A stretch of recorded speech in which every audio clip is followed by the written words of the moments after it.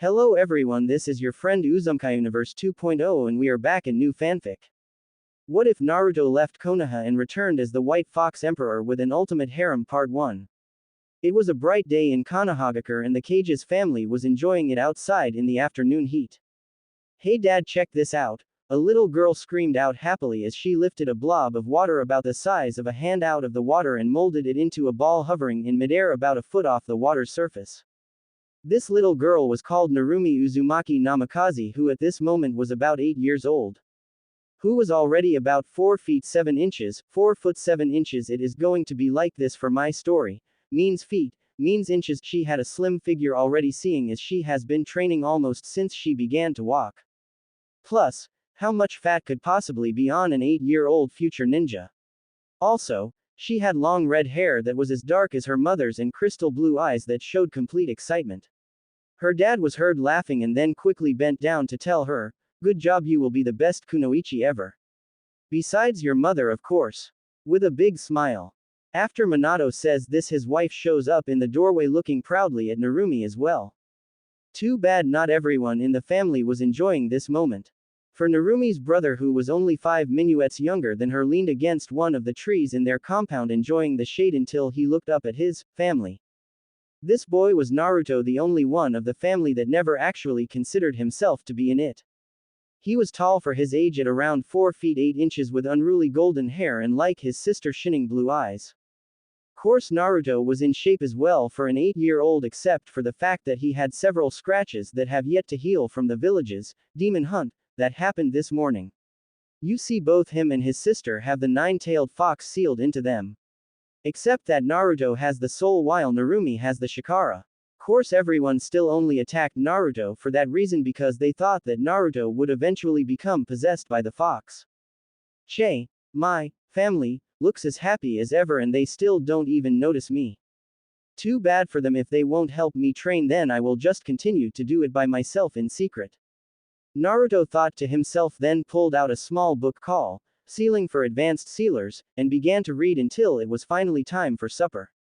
Where his family doesn't even call for him in the just walk into the house and close the door, leaving Naruto to realize himself. Course when they all sit down, everyone except Naruto began to chat happily while Naruto just sat at the far end of the table and finished his ramen. When he did, he simply put his bowl into the sink and walked to his room. Course he wanted more, but he knew already that they would only give it to him if Narumi didn't want it, which never happened. You see, Narumi was a spoiled kid who always got her way. When they were growing up, she would always give ideas for stuff to do. Though when Naruto tries to pick something else, they always went with Narumi's idea, leaving her to sometimes brag and contradict her brother just to mess with him. With this and the fact that she was being trained while he wasn't, Naruto slowly began to isolate himself and not really bother trying to befriend anyone. Though Naruto was smart, if anyone actually noticed that, they would quickly realize the greatness Naruto was destined for, but sadly the only one who ever did was Kurama. Otherwise known as the 9-tailed fox. You see, Naruto met her when he was 4. Course he only did because Naruto accidentally got hit, which causing him to be knocked out. Flashback. A 4-year-old Naruto was trapped in an alleyway where he was quickly pummeled into a pulp, thus making his world go black. Why does this happen to me? I never did anything to them, so why do they hate me? Was the thought Naruto screamed out in his mind. I am so sorry, kid. He heard after that, and suddenly he was ankle high in water with what looked like a sewer. Where am I and who are you? Naruto screamed out, hoping for answers. Course after he said that, he soon came to find a giant room that had giant bars cutting the room in half with the kanji for seal place upon a slide of metal that stretched between 2 of the bars. Whoa, what is this place and why is this here? Naruto couldn't help but think. For starters, this is your mind, or at least the representation of it.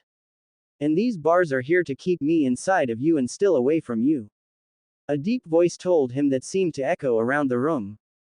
What, this is my mind? Wait, then why are you in here? Naruto asked the voice, hoping for more answers. Course after he asked that, 2 giant red eyes that had black slits going through them looked directly at Naruto from the other side of the cage. I am in here because this is my prison. The prison I have to stay in because of a misunderstanding. The voice said. Then slowly the cage began to light up, showing the giant orange body of a fox, Kyubi, was all Naruto could think when he saw this, then suddenly screamed out, "Why are you in my body? Wait, seeing as you are in here, you must be the reason that I am hated." "Yes, youngling, I am the Kyuubi and the reason why the village hates you. But it is not completely my fault. As I said, it was a misunderstanding that put me here. But that is a story for another time. Anyways, yes, I am so sorry that I have to cause a young kid so much pain, but it is also your village's fault. For they don't know the difference between the storage seal scroll and the kunai held in it. Also, not even demons would torture a little kid for any reason.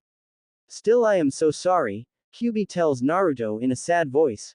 "It is okay, Kyuubi, it is clearly not your fault like you said. I just have one question for you," Naruto told the fox, surprising it. What, you forgive me just like that? How is that pos? Ah, whatever, I will think on this later, but for now what do you want, Kit? Kyuubi asks Naruto. Simple, I want you to train me. I mean, you must be strong, so train me to be so strong I can protect my special people. If I ever have one, plus, I want to be able to kick some major, Naruto screamed out, thrusting his fist into the air, causing the Kyuubi to chuckle. Sure, kid, I will train you to make you as strong as possible. Though I would have even if you didn't ask, because I refuse to have a weak holder and so you don't have the villagers beating you up every day. Just know that it will not be easy and you probably won't like me too much after I am done with you. Kyuubi says with a sadistic smirk, causing Naruto to gulp. Oh, yes, I nearly forgot, if you are going to train under me then you should know my name, which is Kurama. Kyuubi says happily and then slowly morphs down into her human form. That's right, Kaibui is a girl, people only mistake her just because her voice sounds so deep. She is constantly mistaken for a boy. Course she was nowhere near a guy with a heart-shaped face, deep red hair, the same blood-red eyes that radiated her power, not to mention her figure. She had a perfect hourglass figure with a double D chest and a butt that was the perfect shape. Altogether she was a goddess on earth. Beautiful, Naruto couldn't help saying when he saw her human form, which got a small blush from the Kyuubi. This is the form that I will be training you with. Now could you tear a corner off the seal so that we can talk without having to have you come in here? And while we are at it, could you change the layout of this place a bit for me too? I don't really like staying in a sewer. Just change it by wishing it to be something it is your mind. Kyuubi explained to Naruto, and with that Naruto did just what she asked and then transformed his mind to a luscious field filled with trees, small animals, and even had a small house for Kurama. Also, Naruto changed the seal into a collar for her. Much to Naruto's displeasure, seeing as he wanted to get rid of it completely but needed the key if he wanted to get rid of it without killing them both. And after he did that, he went back into the real world and slowly made it back to his house. Such a good kid, it is too bad this village can't see him for the kind and smart person Naruto-kun is. Wait, did I just say kun? No, I couldn't have. Anyways, I wonder if I should tell him about what will happen if his sister uses my power. Oh, well, I guess there will be plenty of time for that later, I guess. But I just hope that I can train him enough before it happens. Kurama thinks as soon as Naruto left, then began to explore her new cage. Hereby order you to actually begin instead of some fool's rambling, and so it started. Flashback end, for anyone wondering if first flashback is still on in this chapter, and because I thought it would be funny. Naruto was always in his room when he was inside of the house. For it was the one spot where he had his own realm besides in stories. You see, seeing as his parents were always fussing over Narumi and her stuff, Naruto pretty much could do whatever he wanted to his room because no one besides him entered it. So Naruto just sat down and relaxed. It had been years since he started to train with Kurama, and she was a very psychotic teacher. Though thankfully nothing was done that would stunt his growth, so he was stuck doing push-ups, sit-ups, running, squat thrusts. And then as his free time, which was quite a bit, he studied chakra and other important things for ninja. Like Kenjutsu, Fuinjutsu, and Ninjutsu. Though he had no skill whatsoever in Genjutsu, seeing as he still had a large amount of chakra due to his Uzumaki blood. Course his skill was greatly in Fuinjutsu, which he guessed was because of it being popular for both families. So, Naruto right now was working on another one of his seals that he plans on using at later times. This time it was a seal that will launch out weapons or jutsus at people when they breach a certain area around the seal. Course the seals he makes are slowly being made because of the fact that he doesn't have a seal master as a tutor and the fact that he is still in the explorer level of sealing, but he hopes to change that soon. Course there is school things to do as well, but really the school is a joke. I mean really half the classes don't even affect ninja whatsoever. That he still sleeps through most of the classes. Anyways, after working a bit more on the seal he puts it away and goes to bed, but not before a small chat with Kyubi. Kid, when do you plan on putting your plan into action? Kaibui asks when Naruto enters her zone. Don't worry, I need a little bit more time until I have everything I can get from the village. If it goes well it will be started on my 12th birthday. I mean it is the perfect time to do it. No one watching me as I leave this reached place once and for all, taking my fathers, just you and a few of the kinjustu along with me. Plus, I need to slowly take the money I need to survive from the vault. But don't worry Q-chan, soon we shall be gone, Naruto responds happily. Okay kid, just hurry it up, I don't want to see these villagers hurt you any more than they already have. Plus, it will finally bring your father down a pedestal, hopefully, if it is shown he treated a kid so badly that he ran away. Yeah, right, like my father could fall from that. In fact, I bet he will get even more praise for getting rid of the demon brat. And don't worry, I can escape the villagers now that I have some power under my belt, I just have to be discreet. Whatever, just hurry up brat. Hey, you know I will Q-chan, and with that Naruto allowed dreams to take him over. You better hurry up because I don't know how much longer I can hold out, was Kyubi's last thoughts, then she too went to sleep. Now as the years passed, Naruto still was independent, but he made some good friends along the way, like Itachi and his mother, Sume, Hana, and surprisingly Kurenai as well. Which was an odd beginning. Flashback. You see, they meet when Naruto was running away from the villagers at age 6, where he ran past her and instead of her helping the villagers she put them all into a genjutsu for attacking a young child. You are Kushina Sensei's son, aren't you? She asks while the villagers are still in her genjutsu, just standing around with glazed looks. Hi. As all Naruto could tell her, still surprised someone helped him. Well then, why are you out here? It must be getting close to lunchtime, I bet your mom is worried about you. And with that she drags Naruto back to the Namikaze household. When she gets there she knocks on the door and then waits for a bit until Kushina comes and opens the door. Oh, Kurenai, what are you doing here? Oh, well anyways, come on in, we are about to have lunch, join us. Kushina says happily and then allows Kurenai to enter the house, hardly noticing that she has brought in her tired, slightly beaten child home. Course Kurenai just put it off, figuring that Naruto told his mom he would be out playing and got injured that way, and waited to enjoy lunch with her sensei. What surprised her was while the family was happily talking to each other, Naruto was left out. What, this isn't right, why isn't Naruto enjoying the time with his family? She thought to herself, but still finished the meal. After it was done, Kurenai goes up to ask what she wanted to for a while. Kushina sensei, did you know why Naruto was out by himself and got chased by a few people? What, no, I had no idea. I mean, we were training Narumi all this morning. Kushina tell her. Then why wasn't Naruto being trained as well? I mean, he is a part of this family as well. Oh, that is because Minato-kun and me think that Narumi needs more training because of the fox, so Naruto just has to wait a bit. She answers simply. What, but you could still train them both at the same time. Kushina says, confused. No, Minato has already explained that. We need all of our attention on Narumi. Naruto will just have to wait. No way, that is just stupid, of course you guys can train both of them. Kurenai says, starting to see the problem.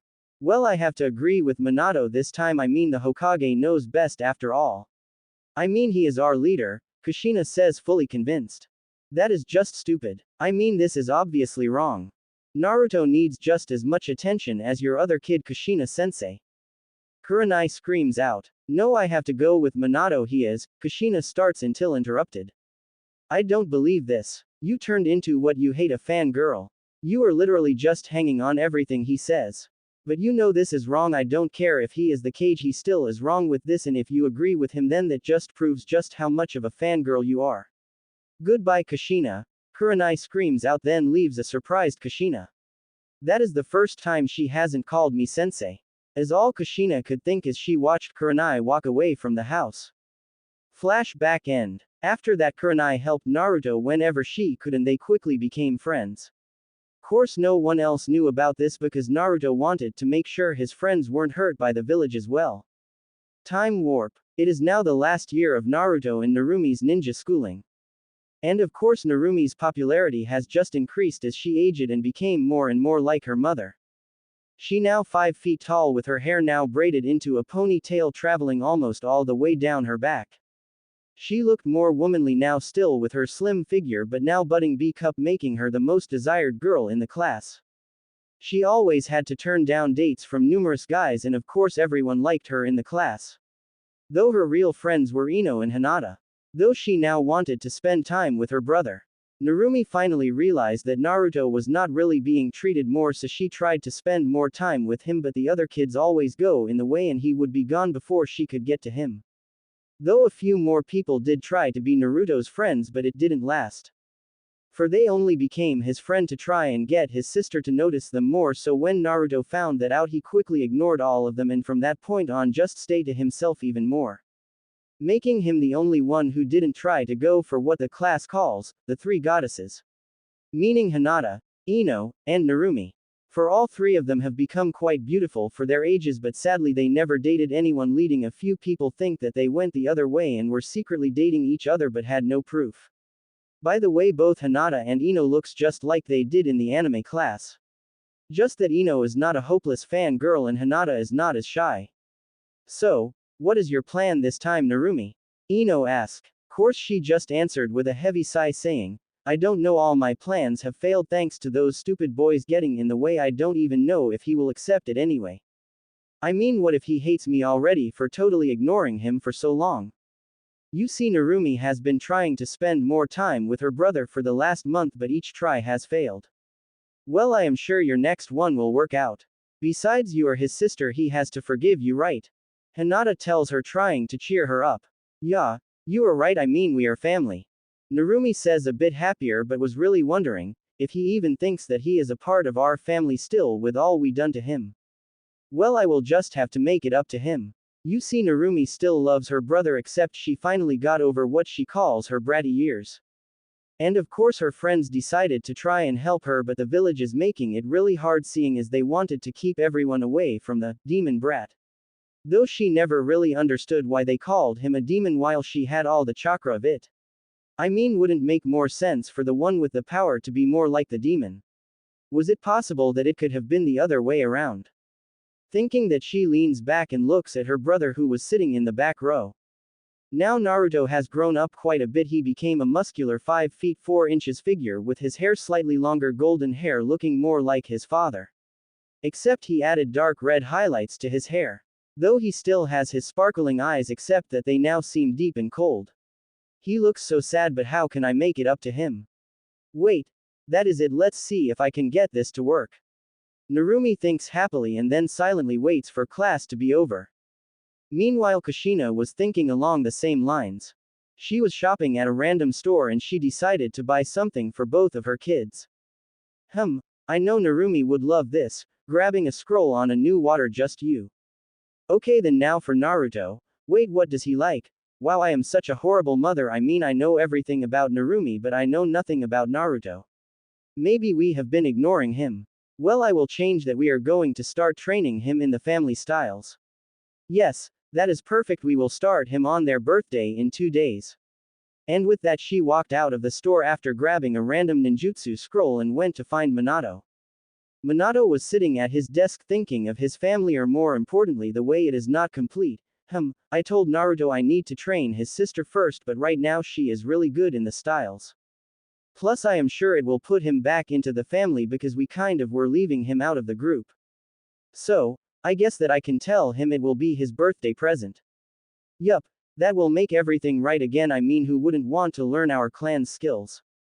Minato thinks happily then looks back to the paperwork he has to do still. Now let's see another one of the civilians' cases saying that the demon hunting group should be released from punishment due to service to city. He read out loud then with a sigh put his approval on it. Naruto forgive me but I need to make sure that the civilian side of the council in on my side. And with that he took his break hoping to see his family. Until a figure comes through the window. Jiraiya what do you want? Minato asks his sensei. Hey, Nothing, just came to tell you that the frogs gave me a prediction. Jiraiya says, instantly catching Minato's attention. Oh really, what is it? The hero of this world will be a ninja of many powers. The heritage brought from two great powers. Brought in by a leaf but soon starts the fire. Till the goal is complete and destiny met its desire. The kid of power gaining the powers and support of many in power. Till their time comes and they put in the power. Soon shall be the end of the world we know. For a new time is on their shoulders.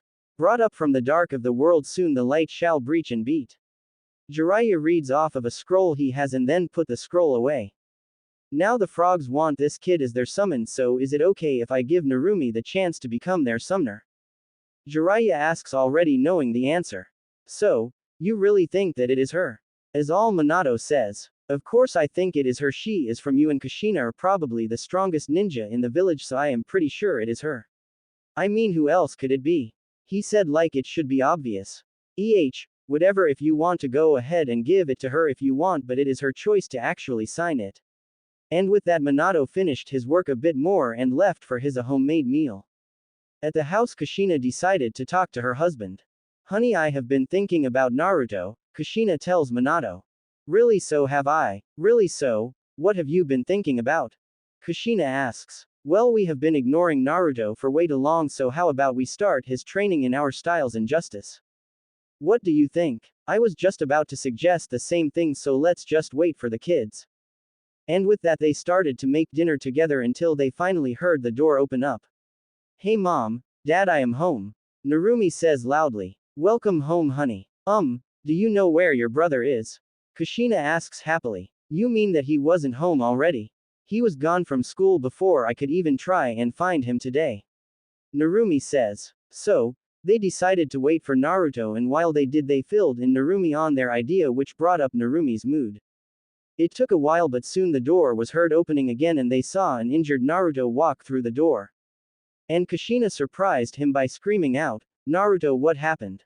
Nothing, I just injured myself trying to climb a tree. Why are they worrying about me? A confused Naruto thought. Thankfully they left the injury at that, even though they were pretty sure he was lying. So, after that they all went to the dining room table to eat the meal, which is of course ramen. Course, yet again they surprised Naruto by seemingly waiting for him to eat before they started. What is going on here? Never have paid attention to me before, why are they now? Was all Naruto could think of as he ate. So, Naruto, how was your day at school? Kushina asks, seemingly curious. Fine, was the only answer they got. After that there was a length of silence where no one really knew what to say. Till they were finished with the meal and Naruto got up and put his bowl into the sink and was about to go his room until he heard his mother call him back. And soon enough he was brought into the living room and was sitting in the seat across from the couch. Naruto, you know how it is getting close to your birthday, right? Minato starts. Yeah. Naruto responds, not exactly sure where this is going. Well, starting the day after it you will be training in our styles with your sister. Minato says happily and then waits for Naruto's reaction. That's as great, Naruto, you finally will be training with me. I can't wait, and I bet you can't as well. Right. Narumi adds happily and energetically. Though what surprised everyone when they saw his head move slowly up to look at them with could blue eyes and simply say, no. Wait, what you said no, but why?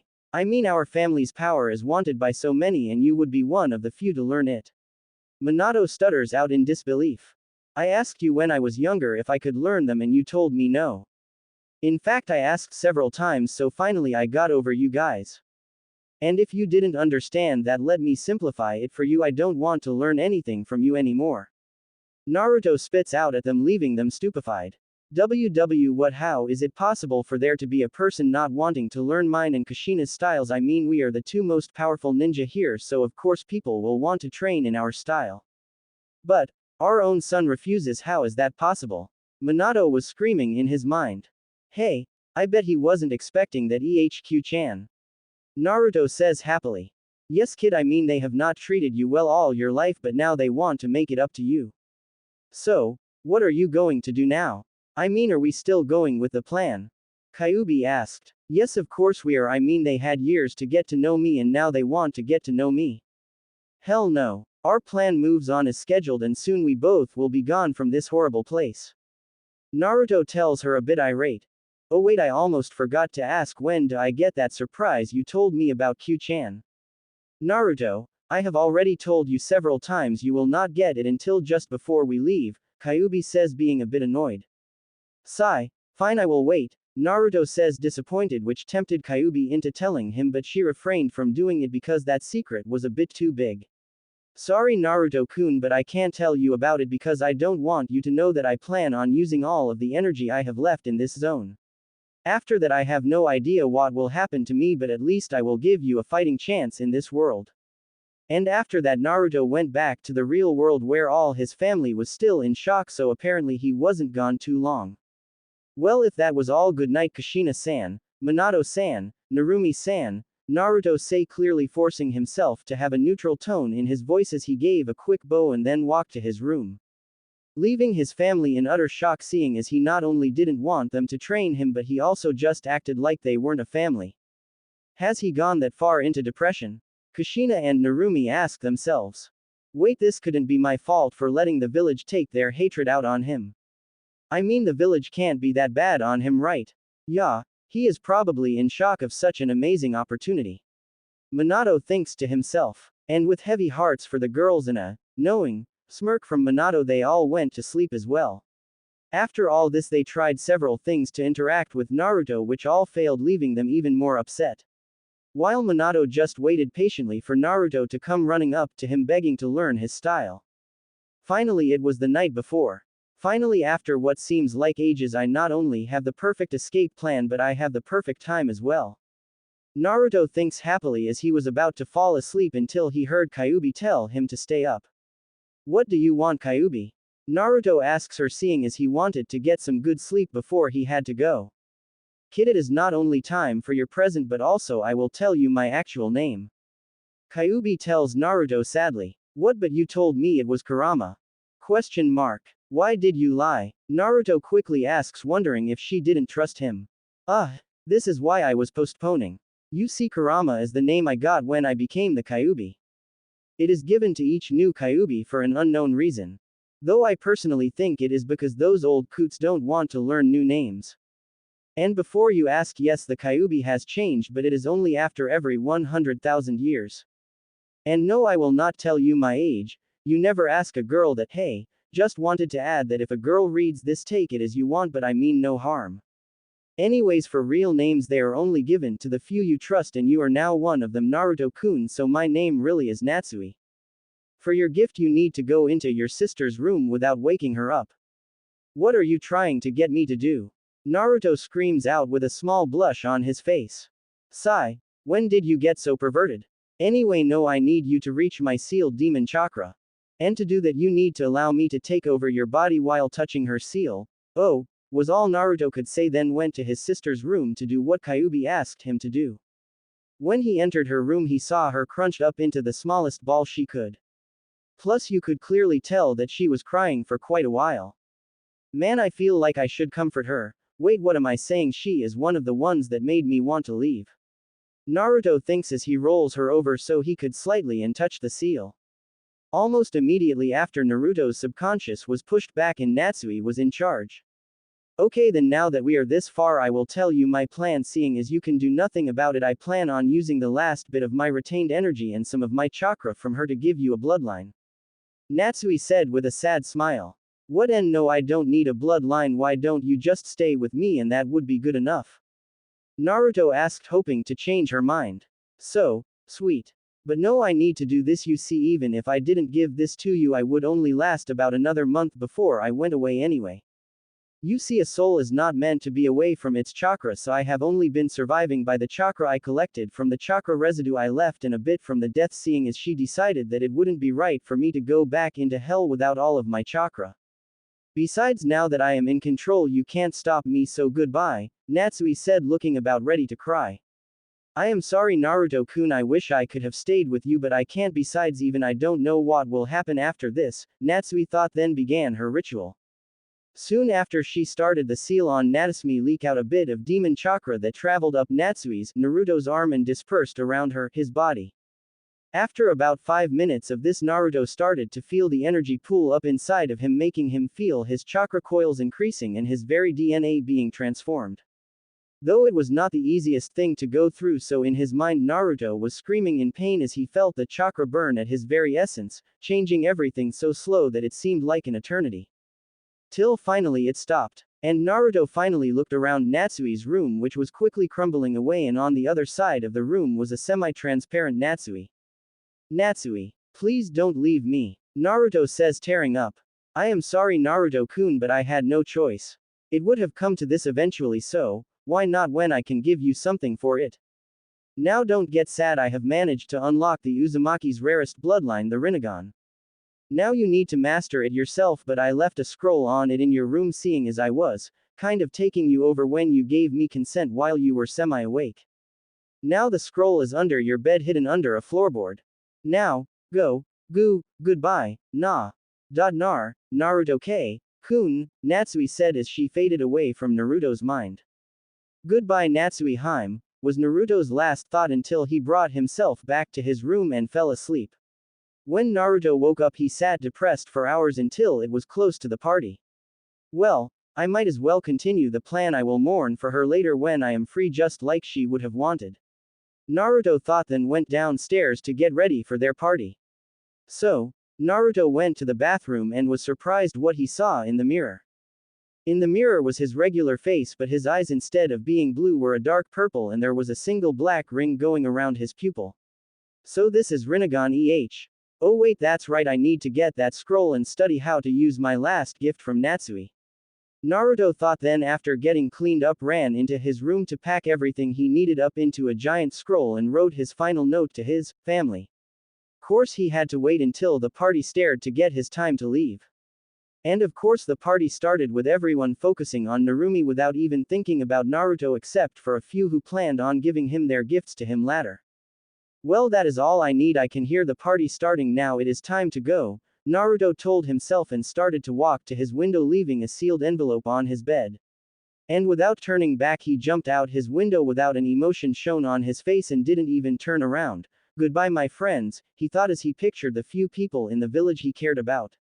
A while later, Naruto speed past the wall of the village and was a mile away from crossing the border when he decided that he should rest a bit before continuing.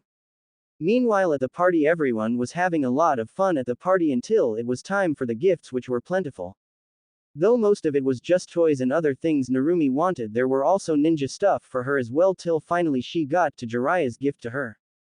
Here ya go Gaki, Jiraiya said happily, throwing down a big box that landed right next to her, and when she opened it she saw a giant scroll which made her eyes light up. As this, she asked, until Jiraiya quickly interrupted. Yes, it is. I would like you to sign it if you would be so kind, and I will teach you all about summing frogs. Yay! Narumi screamed out happily.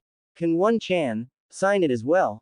Narumi said hopefully. Oh, of course he can, Jiraiya said, a bit surprised by her asking.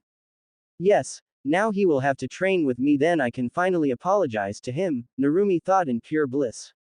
Then Kushina realizes Naruto was not downstairs and asked Itachi to go and get him, which he did happily. Until he walked down moments later looking depressed while holding a piece of paper, putting everyone on edge. He walked up to Minato and Kushina and showed them the letter, which made them both frown. Ambu, all of you go out and find Naruto, he is trying to leave the village. Minato screamed out, and soon blurs were seen running around the village looking for Naruto. Naruto, where are you going? Narumi though sadly as she looked out the window, seeing as she was told she couldn't go search. Oh, stop worrying, he is better of out there than in here, Gaki, a voice scolded her. What, who are you? How did you get into my mind? Nope, don't feel like maybe after Naruto-kun escapes this hell hole, the voice told her mockingly. Come on Naruto, it may be my fate to be forever locked up here, but you still can escape yours, the figure thought as it ignored Narumi. Demon talk. Demon think. Human talk. Human think. Talk to demon. What? No, I insist you tell me. I mean, it is my mind, so tell me all I want to know, and how you know Naruto ni. Narumi yelled out and stomped her foot down in frustration. Bah, I am not in here by choice, so I don't really feel the need to answer for you. But, as for Naruto-kun, it is simply the fact that I am one of his closest friends who would be going with him if I could. But, seeing as fate brought me here to be stuck with you, Yaki, I have to settle with only my gift going with him. The voice told her. Fine. But I want to make it clear that we will be talking after Naruto ni is brought back. Narumi yelled out, still acting childish. Bah, he won't be brought back, I promise you that. The voice said, completely believing that it was right. No, he will be brought back to me. Wait, who are you anyways? I mean, are you related to Ino-chan? No, I am afraid I am not. You see, when I gave Naruto his gift, I used up all of the chakra that I managed to regain.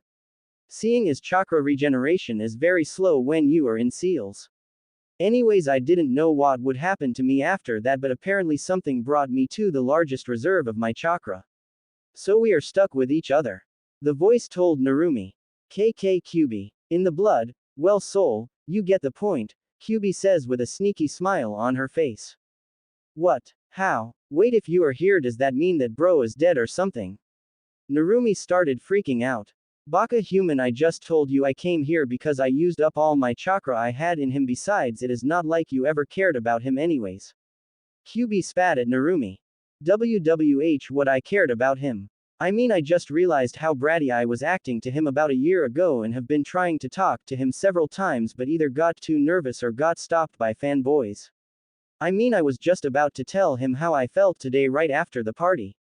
Narumi screamed at QB. Che, it will be a cold day in hell before I believe that crap you just told me. QB told her in disgust. Though if you really feel this way, then I wonder what those feelings are, she thought with a perverted gleam in her eye. It doesn't matter what you say, Baka. QB still will find him and tell him how I feel even if he actually does leave this village, Narumi thought, determined. Plus Naruto decided to start to move again after a few minuets of resting. He was close to the border, but still he had to make it over it to finally be free. So, after quickly picking up his small camp, he started running as fast as he could to the border and soon was nearly at the end of the tree line signifying the edge of Konohagakure. Yes, I made it. Naruto was thinking happily until he heard a voice telling him to stop coming from behind him. Shit, Naruto thought and then saw who jumped in his way. Naruto-kun, why are you leaving?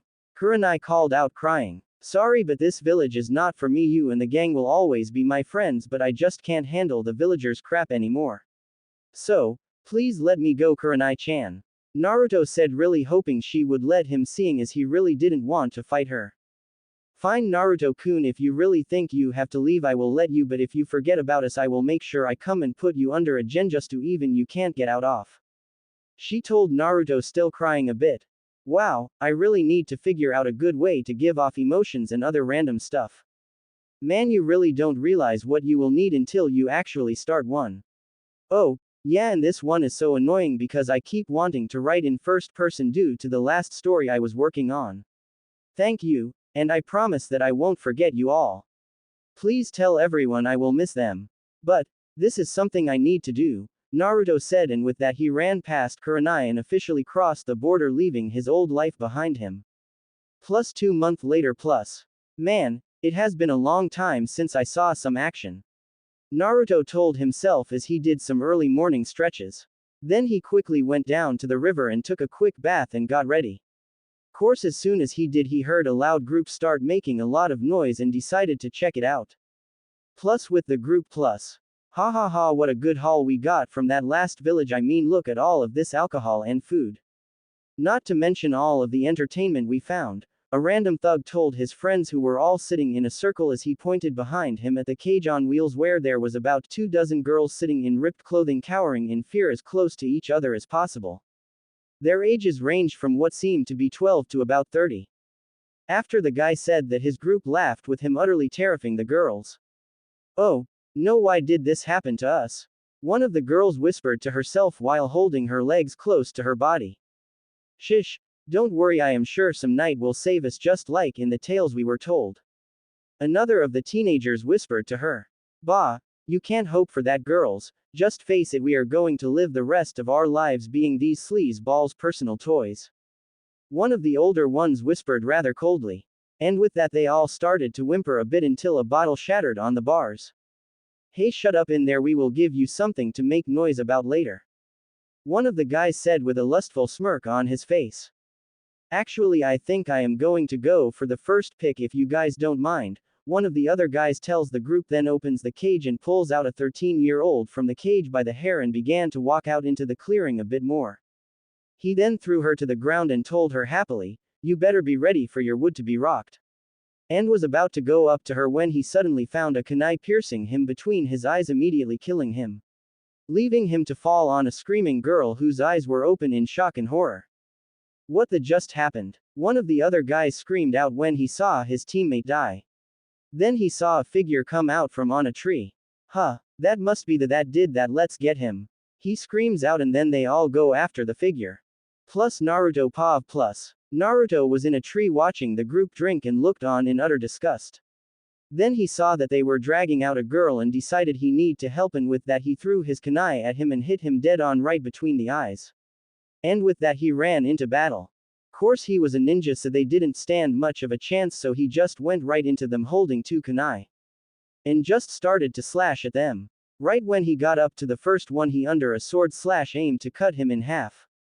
He then stabbed upward and pierced through the man's throat, then he ran up and stabbed two more in the heart. Altogether he slaughtered the entire group without getting injured at all. I don't know why these thugs wouldn't run. I mean, they saw me kill all their friends, why didn't they? Naruto asked himself, then began to walk through the camp to get to the cage. Halfway to the cage, a man randomly jumped out from behind a tent, slashing with his katana. Shit! Naruto screamed out as he tried to dodge the attack, but due to the close quarters he got a cut across his chest. Course that guy didn't last long, seeing as he soon found a slash on his throat, finishing him off. Damn it, I got too careless here. Naruto complains to himself. After that guy was dead, Naruto examined his wound and found it was nothing serious, so he went to the cage quickly. Course the girls didn't know what to think about seeing this guy kill all of their captors. Course the only one that could do anything finally got out of her surprise and grabbed a katana from one of the dead thugs. Stop, I will not let you harm my friends, she stuttered out, clearly thinking she was about to die. Wow, I don't know why I jumped in front of him. I mean, I could have ran. No, I would never forgive myself for at least trying to help my friends. Oh, well, I guess we all will share the same fate again, she thought as she stood in front of him. Course he did what none of them expected, he laughed at her.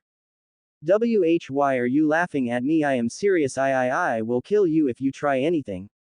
Ha ha ha, you actually think I am going to harm you? No, I just hate people like that. Here, let's unlock your friends and bring you to your village. Naruto asks her while spinning the keys on his pointer finger. What? All the girls scream out in surprise. Course Naruto used that as time to walk past the girl with the sword and opened up the cage. So, come on, let's search here for some equipment, then get going. And hopefully we can find some clothes for them, Naruto thought to himself with a blush. Eventually the girls got over their shock and figured they had nothing to lose and ended up just looking around with Naruto. And they looted all of the food, weapons, medicine, and clothing. So by the time they were done, all of the girls were in a bit more covering clothing, except it was all too big for them, so they really just wore the biggest shirts as dresses. Mr. Naruto Uzika's, Naruto told them. Well, Naruto-san, I found a medical bag, so how about I take care of your wound? One of the older girls asked him. You see, after getting to know Naruto a bit, they began to trust him a bit more. Sure, that would be great, Naruto said, and then took off his shirt, which made all of the girls blush a bit when they saw his chest. He is hot, as all that went through their mind. Course the one of the girls quickly ran up to bandage him up, blushing even more than ever being so close to him. Course after Naruto has bandaged up and everything around camp was picked up, including the bodies which were burned up with a fire.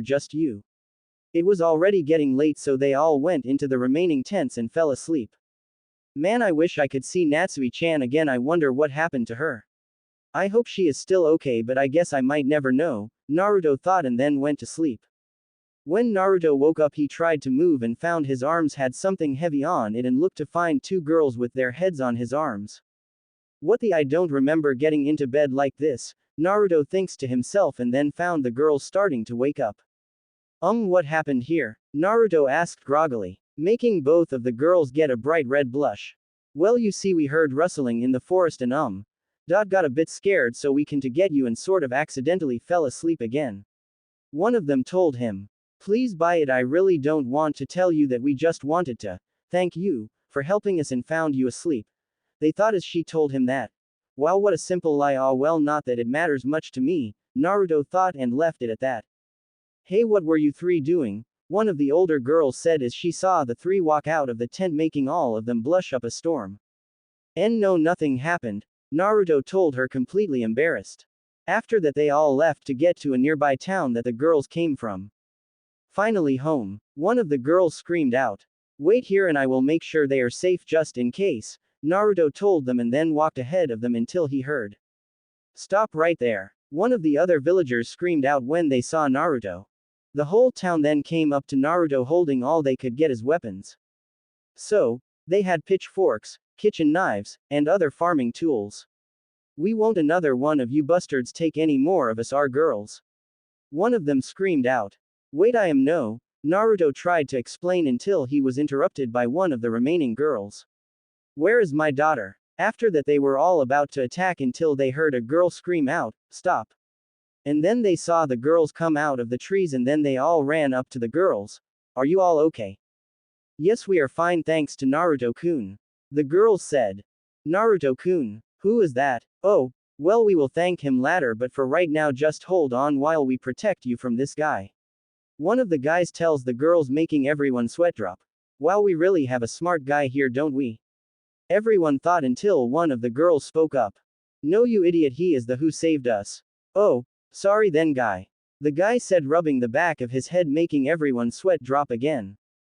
"Thank you for that. How can we ever repay you?" "No need for any payment, I just am thankful I got rid of bastards like that," Naruto told them, and then they all went to party for their good fortune. After they partied, they all went to sleep for the night. "Are you sure you need to leave? You could always stay here," one of the villagers asked Naruto, hoping he would stay. "Sorry, I got to go. I mean, I am a ninja. If I would stay, it would only bring trouble. So, I have to go, goodbye," Naruto told them. And then the hero of Juniper Village was seen walking out of the village. Plus 2 months later, plus all civilian towns heard about the White Fox.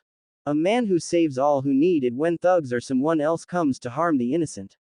He is said to wear a white robe that hides all of body except for his blue eyes that are said to radiate power. On the back of his robe is the kanji for fox written in gold. It is said that he holds the legendary Rinnegan and is able to beat even ninjas. Ino read out to the rest of Konoha 12. Narumi took Naruto's spot. "Doesn't that just sound like the perfect man?" Ino said with a dreamy sigh. Sure, if he is even real," Sakura screamed. "Yes, it seems highly unlikely that there is a random vigilante running around the world helping people," Shino told them in his monotone voice. "Yeah, and what about his Rinnegan thing they say he has? What is that anyway?" Kiba asks to get answered by Shikamaru. The Rinnegan is a bloodline that is said to be one of the best in the world. It is said to give the user access to all 5 elements and a 6th one called gravity. It is shown to be active by the user having purple eyes with black circles on it. And that is about all that is known about it. "Geez, you really are a walking dictionary, aren't you?" Kiba asked, just getting Shikamaru to mumble something that sounded like troublesome. "Well, I guess the only way to find out is if we find him out on a mission," Choji said in between eating his chips. "Whatever, if I see him I will force him to teach me all he knows, for I deserve it because I am an Uchiha elite," Sasuke said with smile. "Yeah, right, Tem. The only thing you are an elite in is being a bastard," Kiba said, and they all laughed except for Sakura. That said, Sasuke just did his normal thing, sulking to himself. "Narumi, that guy might just be Naruto-kun if the saying is true," Natsui said happily. "Really, that means we have a chance to finally get him?" Narumi asked happily, getting Natsui to smile as well. "You see, in the time the two had, they both talked quite a bit and eventually became friends, and eventually they told each other how they felt about the blonde. So, they decided that if they meet him, Narumi would put him into her mind zone so that Natsui can explain to Naruto. Course, he probably wouldn't be around Konohagakure, so they had to get a mission away from it as soon as they could. Plus Naruto now is traveling around to various villages dressed up in all white with a white robe that had the kanji for fox on it, and for a 14-year-old he was very strong and handsome, and for each town he visited that gave him a bunch of fangirls. Not to mention that every civilian knows he never asked for the name, he just went after the people he hated, which were rapists, thugs, killers, and basically any other person with ill intentions. You see, Naruto decided to try his hardest to make as much peace as possible in the world. So, he was praised by all of the villagers. And feared by all of the villains of villages and towns, though not too many people got to see his katana, which for right now was just a plain one, seeing as he didn't have the money to get too fancy with it, but it did the job just fine, but no one saw it except those who were dead, seeing as he has it sealed to his belt. Plus, some ninja knew about him. But they didn't bother trying to find stuff about him, seeing as he wasn't in a village's bingo book. But that was just because he didn't piss off any villages yet. Though if he was a missing ninja, he would probably be a B class missing ninja. But he still doesn't have any village to belong to. Sometimes it is good to just relax, Naruto told himself as he sat on a random tree branch in a forest that was not close to any villages or people. Nothing better than being in a completely secluded area. I mean, there is no one around to worry about, it feels so good just to relax for once. He thought to himself until he looked at his supplies and saw that it's very small now. Darn, I have to go to a village after all. Naruto thought with a sigh and then jumped down to the ground and leisurely walked in the direction of a random village. Skip till really close to village, because who really wants to read about walking where nothing happens? Asterisk. Almost there, Naruto thought happily and then heard a gasp behind him. Wait, you are the White Fox? A man that looked to be in his 40s asked in amazement. Yeah, if that is what you villagers call me now. Naruto said like it was not a big deal. Wow, I never thought I would see you in person. Allow me to introduce myself. My name is Yoshiko and this girl behind me is my little daughter Ayaki. It is a pleasure to meet you. Yoshiko said happily and then finished with a small bow. Meanwhile, the girl stood behind her father, unsure of what to do. Yoshiko was a middle-aged man who was probably in his early 30s. How wore a simple brown kimono, while Ayaki seemed to be 10 or 11 and wearing a dark red shirt and sweatpants. Nice to meet you guys, Naruto responded kindly. So, what are you going to the village for? Yoshiko asked. Nothing really. Just getting low on equipment. Naruto calmly told them. Well, you have come to the right spot then. Welcome to Yoshi Market, home to all your gear and many other things. Yoshiko said happily. Sigh. What my father meant was that we own a moving market that sells almost anything. Ayaki said with a sigh. Well sure I guess, but may I suggest waiting till you get in town to try and sell someone something? Naruto told them with a small smile. Hey, yeah, that might be a good idea, Yoshiko said, a bit embarrassed. And with that, both Yoshiko and Ayaki jumped back onto their cart. Do you want a lift, Fox-san? Ayaki asked Naruto. So, with a shrug, Naruto just jumped onto the top of the cart. Oh, and you can just call me Naruto, by the way. And with that they began their friendship. Plus 1 month later, Naruto, Yoshiko, and Ayaki became good friends as they traveled around the villages, and right now we're traveling in a random forest. Hey Naruto-kun, how much farther is it to get to the next village? Ayaki yells up to Naruto. It seems to be still about another half an hour, Naruto tells her. Really that far, man? We sure are going slow. Wait, what is that? Yoshiko says, then was interrupted by the group hearing a random noise in the forest, which put all three of them on edge. Then all of a sudden a teenage girl in a blue kimono with long red hair running as fast as she could. Whoa, what's the rush? Naruto called out to her. When he said that, she stopped and answered between pants, can't stop being chased, need to escape, get help. After that, Naruto was about to ask what she was escaping from until two chunin that appeared to be from the village hidden in the mist. Crap, where did that bitch go? One of them asked. I don't know, but we need to find her. You know how much we can get for capturing her. Wait, there she is, the other said, and then charged at her, only to be stopped by 3 kunai that were thrown right in front of their faces. What the hell? They both asked until they saw a blur of white come in front of them. Wait a moment there, why are you chasing this girl anyway? Naruto asked calmly. We are chasing that bitch because she has a bloodline. Everyone knows that bloodlines are evil and must be destroyed, plus we will get some good money for that bitch from the cage. Now move out of the way so we can get the already. He yelled at Naruto. Wow, so they are chasing her for no reason and plan to make money using her. That is it. I am so gonna kick their Naruto ragged in his mind. Ah, well, so you are hunting bloodlines, does that include this? Naruto asked them while he activated his Rinnegan with a smile. Yes, exactly like that. One of them screamed and then started to do hand signs. Water dragon, he screamed out, and out of a giant jug he had on his back came a giant dragon. Seeing this, Naruto didn't even blink but just put out his hand and screamed, "Divine push," and the dragon hit the force of gravity and blew up. Which surprised both of the guys, so, while they were still in shock, Naruto held out his sword in one hand and held out his other hand beside the hilt. Divine pull, and brought one of them to his sword. Squelch. The man still had the look of surprise on his face as the sword pierced through his rib cage, killed him. After he died, Naruto let him slide of his blade and looked at the other one, which had a look of pure horror on his face. Shit, as all the guy could think as he stumbled a bit, then ran as fast as he could away from Naruto, who let him run to check on the girl. Course before that he simply looked up to his traveling companions and apologized for them to have to see it. Ah, well, those guys deserved it, Yoshiko told Naruto, and with that Naruto just nodded and went to check on the scared girl. Course he couldn't help but marvel at her beauty first. The girl was about a year younger than Naruto, with a perfect hourglass figure, ample beautiful shining eyes and long red hair.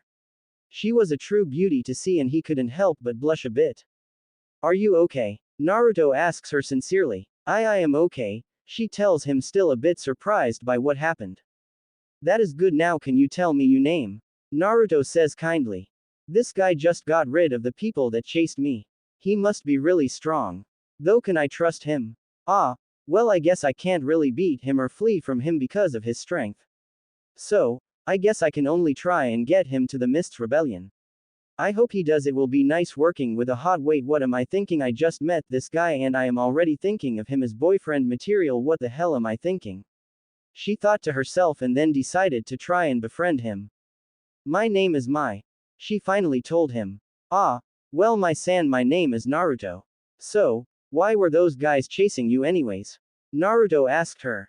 Well, you see, I am a genin from the village hidden in the mist. And right now we are in the middle of a rebellion. Because our cage has begun to try and get rid of all of the bloodlines in the village.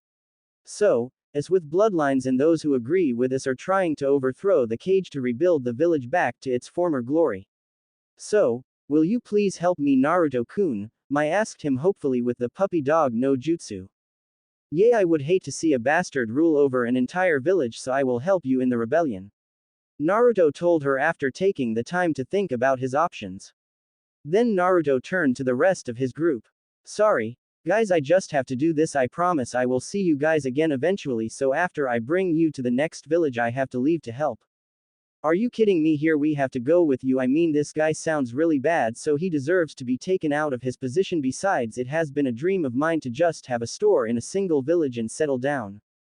So, I am going to talk to the rebellion leader about loaning or trading my item stock for that business in the village. So, what are we waiting for? Let's go. Yoshiko told him with a yaki nodding behind him. And with that they began to travel to the village in hopes of a better future for it and themselves. Demon talk. Demon think. Human talk. Human thinking. Human talking to demon. Jutsu. Plus with Naruto's family, a week after Naruto left. Plus, how is the plan going with this problem we faced? Minato asked the civilian council. It matters not that the demon left. The people still blame him instead of Narumi. One of the council said confidently. How can you be sure that no one in the village has decided to hate my daughter instead of Naruto? Minato asked them. Well, seeing as they are even partying about the demon leaving, I think it is safe to say they still hate Naruto. The civilian responded, still completely confident. So, what are your plans for Narumi? Anther council member asked, causing Minato to smirk. If the village completely likes her still, then the plan we have for her will continue. But what about your wife? She will never know. Besides, she probably will never even figure out that I only married her to keep the Uzumaki powers and secrets in our hands to use as we wish. And with that they all left the council room, never noticing the figure in the shadow. So this is what you have been up to, Minato Tem, it thought, and then melded with the shadows. Meanwhile, with Kushina was still depressed about her son leaving without her ever even trying to make up for all the crap they did to them. Naruto. Why did you leave us? I know we treated you horribly, but you could have gave us a little bit of time for us to make it up for you. I swear I will find you and make sure I can somehow find a way for you to forgive us. Kushina thought wishfully until she saw Narumi slowly walk up to her. What is it, honey? Mom Kurama. I mean, QB wants to talk to you, she said a bit nervous, and with that she did a few quick hand signs and screamed out mind world fusion and then slammed her hand down on the ground. As soon as she did that, red symbol spread out and surrounded both Narumi and Kushina, and then they both entered into a zone that seemed to be a giant sewer with giant cage bars on the other side of the room. We are here now, can you tell us what you wanted to Kurama? Narumi tells the giant fox eyes that appeared when they came in. Good kid and welcome to my humble home again, Kushina. Now I have brought you both here because I think you guys need to know. When me and Naruto still were together, we searched around for Jutsu scroll in the Minato's office. But instead of finding the jutsu, we found something else much more interesting. Now I can't remember it exactly, but it had to do with both of you and power. So, just make sure you are careful and remember things aren't always what it seems. Now I am not giving this information to you guys because I like you, so don't get me wrong, I am giving it to you because Naruto-kun thought you had to know this even if he wasn't exactly happy with you guys. But, let me tell you, I won't be telling you anything about Naruto, and I won't be helping in any way unless you guys somehow manage to gain my trust. Will be hard seeing as you treated my Naruto-kun so badly. Natsui told them with a bit of a snarl. What, no way, I can't believe this, but I might as well look, I mean you never know what we will find, Kushina said while secretly only planning to do it just because it is the last thing Naruto might have wanted to tell them. And with that the search began to try and find proof in the Kyuubi's words. Plus 1 month after Naruto left, plus Kushina and Narumi have searched for about 2 weeks until they found something interesting in Minato's private study. It was just a small scroll that was in a small hidden compartment on the bottom of the desk that had a scroll hidden in it. Though the fact that it was hidden didn't really bother them. What bothered them was what it said. Dear Minato, we have found that there is truly no way to find Naruto, so it will be impossible for him to tell your family about the plan. Now as for the plan, we need you to make sure you get your family to do what we want them to and keep them from being suspicious of anything. And above all, just remember the plan. From a non-civilian council member. What is this? A plan that he is purposely trying to keep hidden from us? Natsui was right. Narumi angrily whispered at her mother. Yes, now we need to find out what this means. After all, we can't get too mad at something we have no idea what it is. For all we know, this could be something we are completely overreacting to. So we need proof, Kushina whispered back. And with that they doubled their effort to try and find the secret plans. Course they were getting nowhere in the house, so they had to search the actual cage tower. But how are we going to search in there? Isn't there always at least one Anbu in the room at all times? Narumi asks. Just for her mother to just smile and say she has that covered. So, the next day when Minato left, they entered the room and Kushina whispered in, Tsuyoshi, how are the clouds looking today? Causing Narumi to just stare at her in confusion until a man showed up right in front of them. This man was very tall, at about 6 feet 4 inches, with bluish-green eyes that seemed to stare into your soul, dark blonde hair that seemed to be almost brown, and his mouth covered by a black scarf wrapped tightly to his, wore a black Anbu-style shirt and pants. Though the most impressive part of his outfit was the giant sword he had going across his back. Think Zabuza's blade, just more like a regular sword's look to it. But altogether he looked intimidating and very strong, judging by his looks. Who is this? Narumi asks when she saw him. This is one of my old students who has always been one of my most trustworthy friends.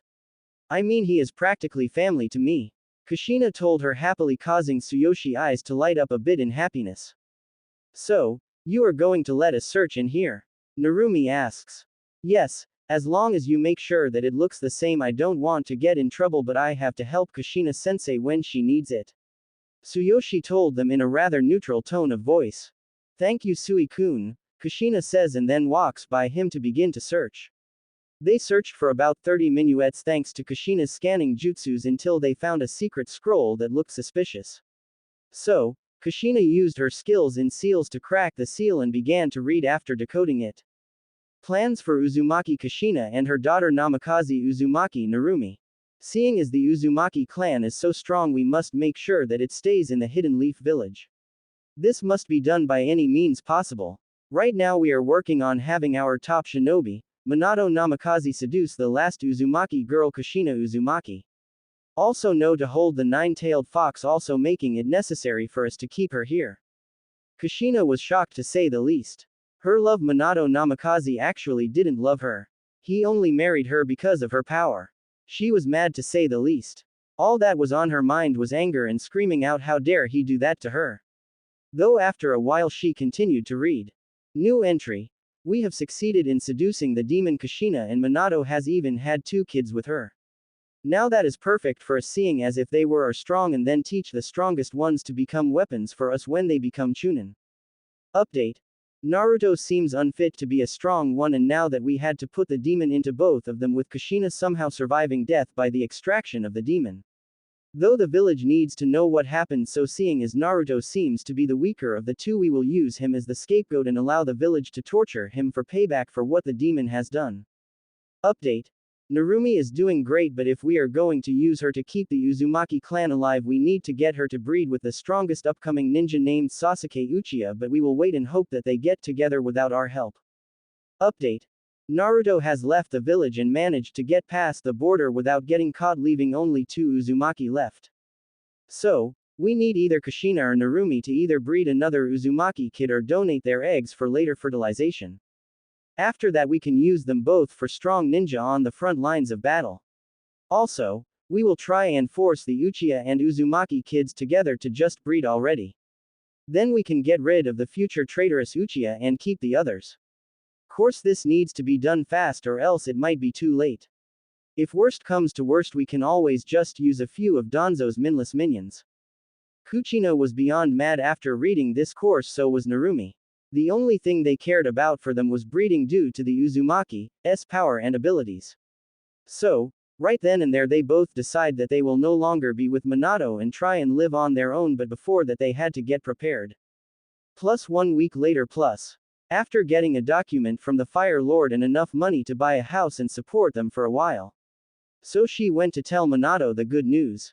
Minato, I have something I want to tell you. Kushina said falsely sweet. What is it? He asked curious. Slap. Minato holds his check in surprise after Kushina slapped him. How dare you? You married me just to control the Uzumakis. You bastard. And even worse, you plan on allowing someone to rape your own daughter.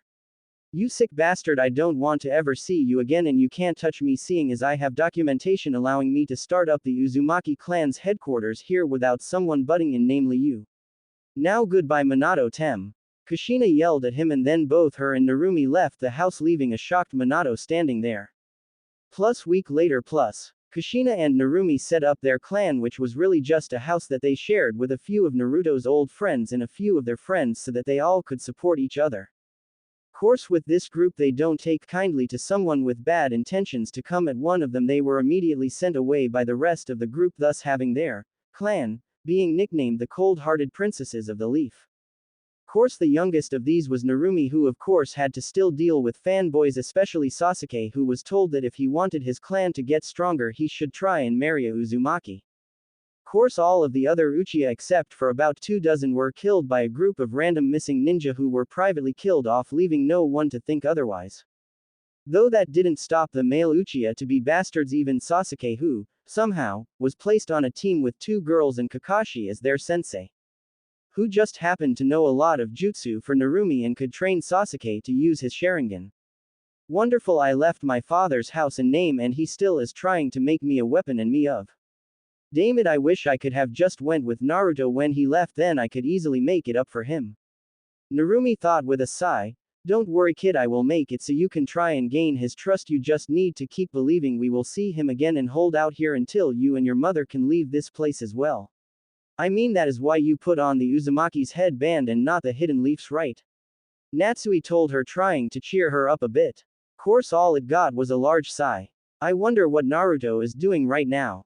Narumi said. So do I kid, so do I. Plus leaf still plus. Hey mom, why did you say Tsuyoshi was like family? I mean, Naruto was our family and we completely ignored him, but yet you just said you treat him better. Does that mean that you treated Tsuyoshi like a son while treating Naruto ni like he didn't exist? Narumi asked. This question caused Kushina to get a bit depressed, but still she answered. Well, you see, I was kind of acting a bit like a fangirl for Minato at that time. You see, he did save me from being abducted, so, ever since then I have been infatuated with him. So, I followed his every word without questioning it. Now, of course, a few people tried to help me get out of my fangirl ways, knowing that I became what I hate. Course, all my friends tried to help me, but I pushed them all away. So, I was just following Minato for the most part, though I still am at fault. I plan on making it up to Naruto. Kushina mumbled out and then quickly added, oh, and if you ever get like that, I am going to kick your all around the world. We don't need another mistake like this happening. Well, that was informative, but you didn't exactly explain why Tsuyoshi will follow practically anything you ask him to. Narumi told her mother. Oh, that I simple it is because I saved him from dying when he was young. Plus flashback plus. It was the one of our battles with the rock. Kushina, who looked about the same as her older self. Except for her now wearing her battle suit, which was a dark red shirt and pants with her two katanas across her back forming an X. And she was with her team that was now all Chunin. There was Tsuyoshi was wearing the same thing he does in the future except for the scarf and was tall for his age at 5 feet 4 inches. Also, instead of a giant sword he only had a small katana that was only about 3 feet long. Beside him was Kenzo, a short man at 4 feet 6 inches wearing a black shirt and white pants. He was the weakest of the group but still the most energetic, usually being the one to run head first into battle. Completely unimportant character, just wanted a third member in the group. And of course he had his weapon pack on his right leg. Finally beside him was Amaya, the second girl in the group, who was pretty tall at about 5 feet 2 inches with a B sized held tightly to her body with a form with a dark pink battle kimono that showed of her beautiful body perfectly. But if you got caught being perverted around her, you would feel the pain of brass knuckles. Don't know any better way to say it except she has metal gloves on her hand to increase her combat deadliness. And she also has light brown hair that simmered in the sunlight and deep hazel eyes that seemed to be filled with gentleness, even if she was vicious in battle. And all together they made Group 11, which right now was being split up to help battle a large group of enemy ninja. Which quickly was done and they split up and went their separate ways. It was a big battle and Tsuyoshi was battling fiercely. All around him was dead ninja until a loud boom was heard and a red light showed in the sky that made all enemies retreat. Course that made Tsuyoshi get a bit too, and he accidentally turned his back on an enemy he thought was dead, who pierced him through his stomach, leaving him to fall to his knees in utter shock and pain. Now you end, you fool, the man screamed out and was about to piece Tsuyoshi's head from check through to the back of his head. Thankfully the man lost his head right after piercing Tsuyoshi's cheek, leaving him to fall to the ground bleeding out from the wounds. Course then he was picked up gently, so he turns his head and sees his sensei. Kushina sensei, he whispered out weakly. Shish, don't speak, don't worry, I will make sure you get healed up. Kushina told him and then carried him off to get medical attention, thus saving his life. Plus flashback end plus. And that is why he almost always tries to help me whenever he can, no matter what I am like. Kushina finished up her story. And after that they went out to get more stuff to get situated in their new house. This is just a way for me to explain the relationship Tsuyoshi has with Kushina and showing a reason she didn't question Minato. Now he thinks of her as his hero and wants to return the favor somehow. Plus with Naruto and gang plus. Naruto, Mai, Yoshiko, and Ayaki were traveling slowly to the hidden village. Only stopping when needed. Meanwhile they all were talking with each other and getting to know Mai more. So, that is basically my story. Mai, Naruto told her as he finished telling her why so many villagers called him by his nickname. All together they all were quickly adding Mai into the friendship circle. Ah, man, this is nice, just traveling around with people not trying to attack you. Riding around and just spending time to become friends. I mean, all of these guys seem really nice, especially Naruto-kun. I mean, he is the one who saved me, Mai thought happily and then looked over to Naruto. What a guy. I thought that there would never be a guy like this in the world, but apparently I was wrong. I mean, Naruto is kind, strong, handsome, caring, and loving. I mean, he is every girl's dream guy. Wait, what am I thinking? I can't be falling for Naruto-kun, can I? Mai thought, shaking her head with a blush starting to appear on her face, which Naruto noticed. Hey Mai-chan, are you okay? I mean, your face is turning bright red. Are you getting sick? Naruto asked her, worried, while he pressed on of his hands on her head to try and check her temperature, making her blush even more. No, your temperature is fine, just be careful, okay? Oh, I know, why don't you go inside the cart with a yakine to cool off a bit, Naruto told her, still concerned a bit. Oh okay, was all Mai could stutter out, and then went down into the cart for some rest. Sigh. Naruto ni might be strong in a lot of areas, but he sucks with reading a girl's emotions. Ayaki said, shaking her head with a small smile. Wait, what do you mean I don't like Naruto-kun? Mai stuttered out, blushing even more. Course, this answer just gave Ayaki a sneaky smirk. Oh, and I suppose that you always had that much red on your face. Ayaki said. No, Mai starts, then sighs loudly. Yay, it may be possible that I might have a little crush on him. Mai says, then stares at the laughing girl in front of her. What is so funny? You are so trying to deny that you are totally in love with him. Ayaki said happily. Course, she got no answer from the now blushing Mai. Course, after that the journey continued like normal. Plus, somewhere outside of the hidden mist village, plus a group of people were in a big tent sitting around a giant table that had a bunch of maps and papers on it. Okay, so how is our troops doing? One of the people began, until another person with the mist village's headband came running in. Mai-sama. What is it? The speaker, who was not named as Mai, asked. We can't find Mai anywhere. The last time we saw her, she was heading into one of the small town around here. We think she was seen by a traveling loyalist. What? No, how is this possible? We need to go find my little sister. Mai screamed out. I am sorry, Mai-sama, but it is highly likely that she is caught or dead by now. It has just been too long. Mai is lost to us. The person said sadly, and then left the tent. Meeting is done for now. So, please everyone, just leave and let me mourn for the loss of my only remaining family. Mai told all of the people in the room, and then waited for them all to leave. After they all left, she started crying, thinking that her sister was dead. Plus, with all of the Leaf's 12 regular gang that is in the show, plus all of them were there except for Sakura and Sasuke. Hey guys, so how are you doing today? Narumi asked all of them. Great, mean mom has finally gave me a bingo book. Yeah, haven't really heard of one in a while, so if I got the name wrong, it is the book where missing ninja are posted today, so who wants to look up a few ninja? Kiba said happily, and then opened up the book. I know, how about we look up that white fox guy that we talk about? I mean, maybe we can finally see if he actually exists. Ino suggests, and everyone agrees with her, so Kiba begins looking for him and then drops the book in surprise.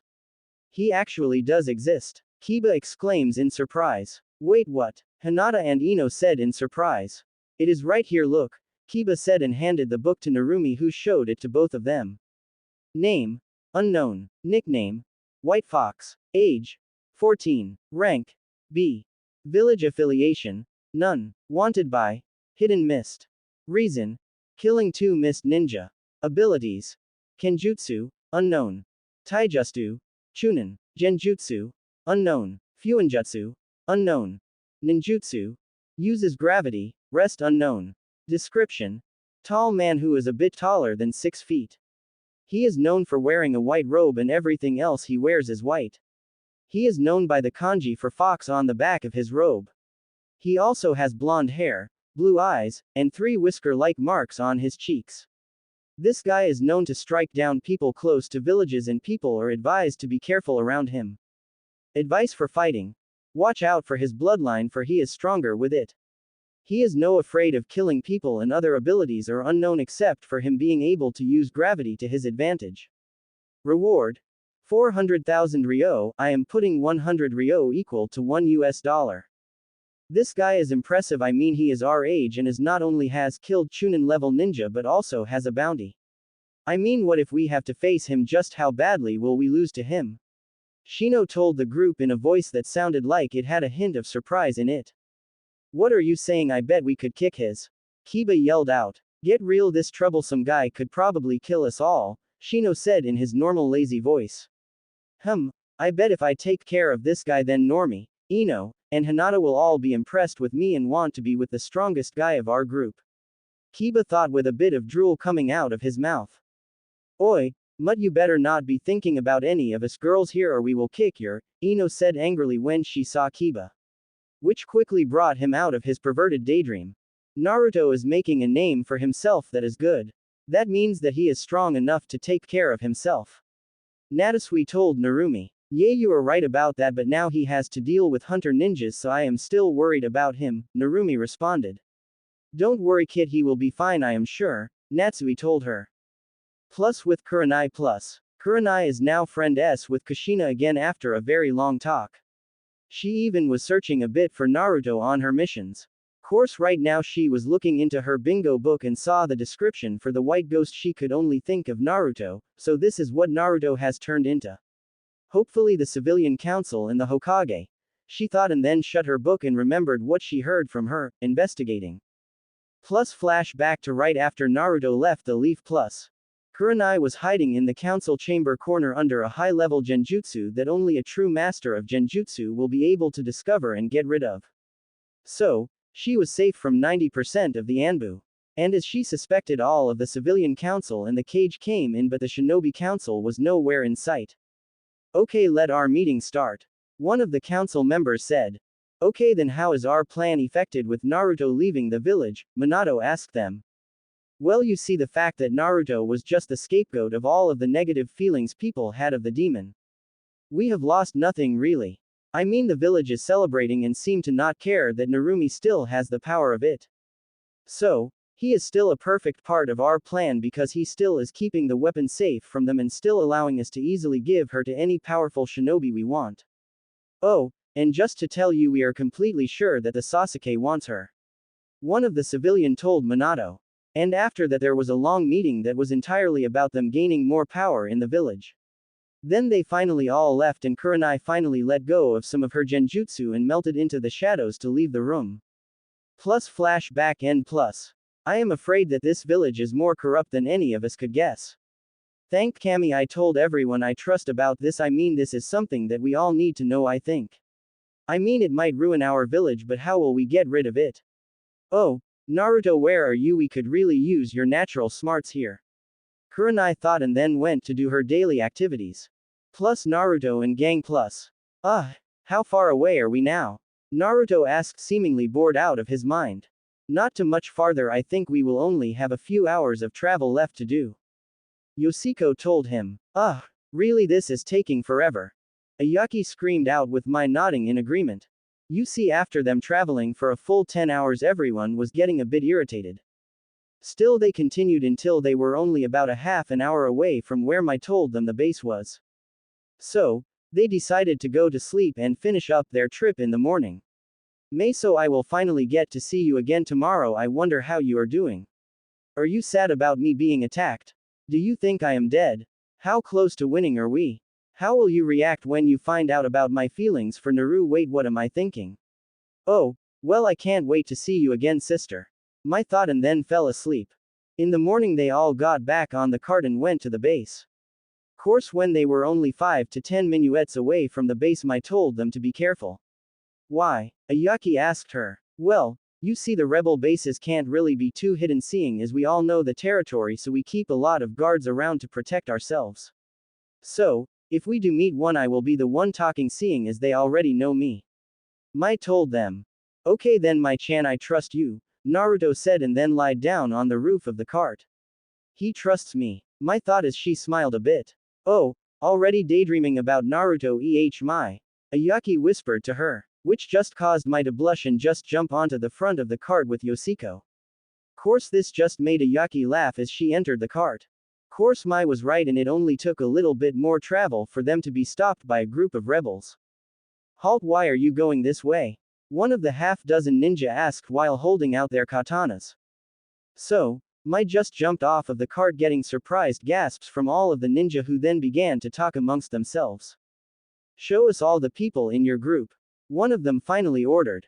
So, Ayaki, Yoshiko, and then finally Naruto came off of the cart. Course when they saw Naruto they all gasped again, but this time didn't bother talking about it before they did what they decided before.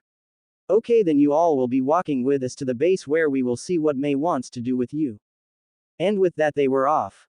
Course it didn't take long for them to reach the base and May was already outside waiting for them. Mai, is it really you? May said with surprise, then remembered it could be a fake, so she asked Mai the question that only she and Mai know. Why was the lava always cool? May asked. And of course it didn't take long for Mai to say, because we are the lava. And with that they both got big smiles on their faces. Okay then all of you come with me, May said, and then brought them all into the council room that was at that moment empty.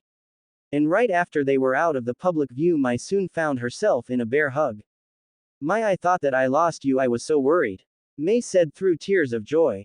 Sis, you are holding me way too tight, I can't breathe. And is this how you want your first meeting with these guys to go? Mai asked. Which got May immediately focused on the new people and started to act like a leader again.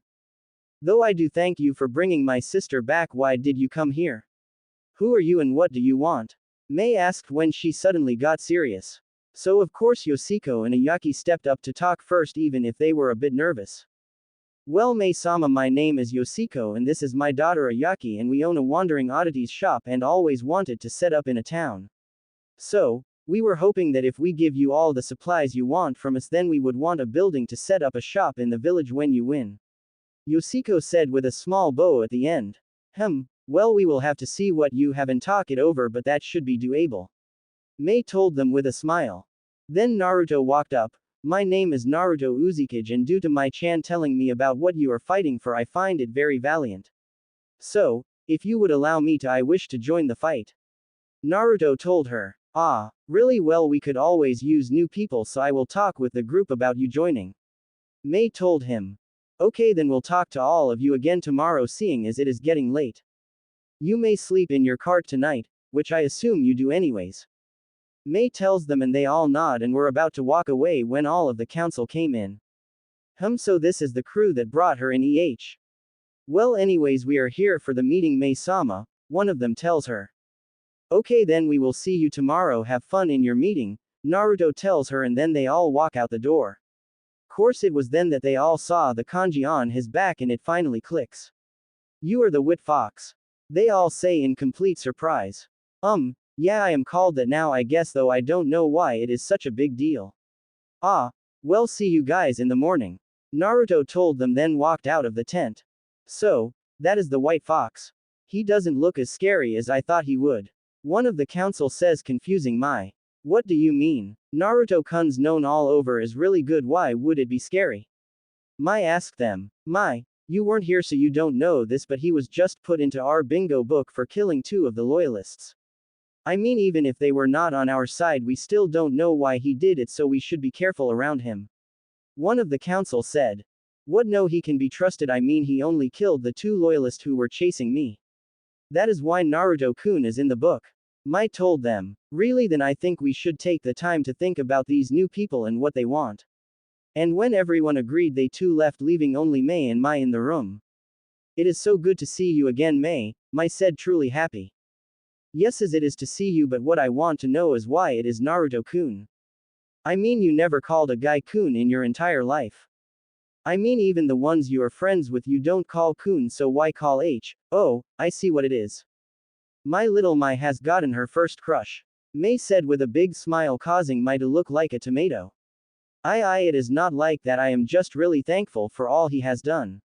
I don't like him. Mai managed to tell her sister, who just rolled her eyes. Sure you don't. Now why don't we tell each other about what we missed, but more importantly what those people are like? May said, and with that they spent the night talking. Regular talk. Regular think. Demon talk. Demon think.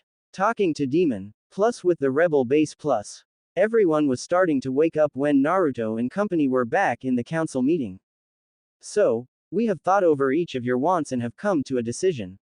One of the council said, then let May say the rest. Okay, for your supplies case, Yoshiko, we have decided that we will need more businesses after we win, so we have decided to go with that deal. May told a now happy Yoshiko. You hear that, Ayaki? We have a home. He told his daughter, who was just as happy. Which in turn put a smile on everyone's face due to their reaction. Course after a while May continued, as for you Naruto, if you join we must know your skills and other information. Also, we will need you to be watched over until we are sure we can trust you. Plus, If you will allow us, we will like to ask you a question that you don't need to answer for you to help us, so will you let us? May asks. Yeah, those ideas are fine with me, and yes, I will answer the question, seeing as now that you are the leader of the rebellion, I must follow you, Naruto tells them with a big smile on his face. He is smart. I mean, he automatically tries to get on my good side with a bit of clever speech. May thinks, then quickly asks the question they all had on their mind. Quite right, so our question is, are you the actual White Fox? May asks the question that was on all their minds since they first saw him. Yes, I am called that by many people, but my real name is Naruto, not White Fox.